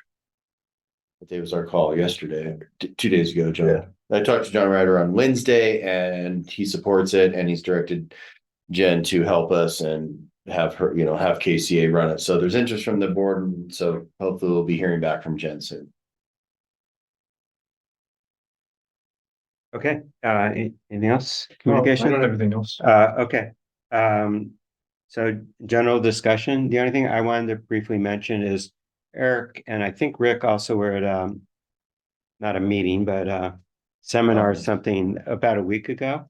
And he sent me just a really fabulous presentation on board responsibilities and board working with staff. I thought it was really excellent. So I'm like to suggest that we would find a time where we could go through that together, possibly with a consultant or not.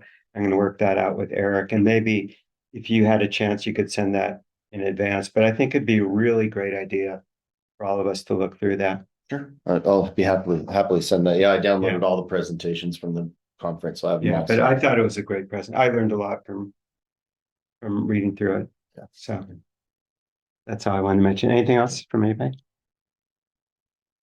Okay, 5:15. General discussion. Yeah, that's what I just asked. I think he's got some. Oh, do you have something? Yeah, so I'm a bit like you, I'm a bit burned just for that. So give me 1 second. Pum, pum, pum.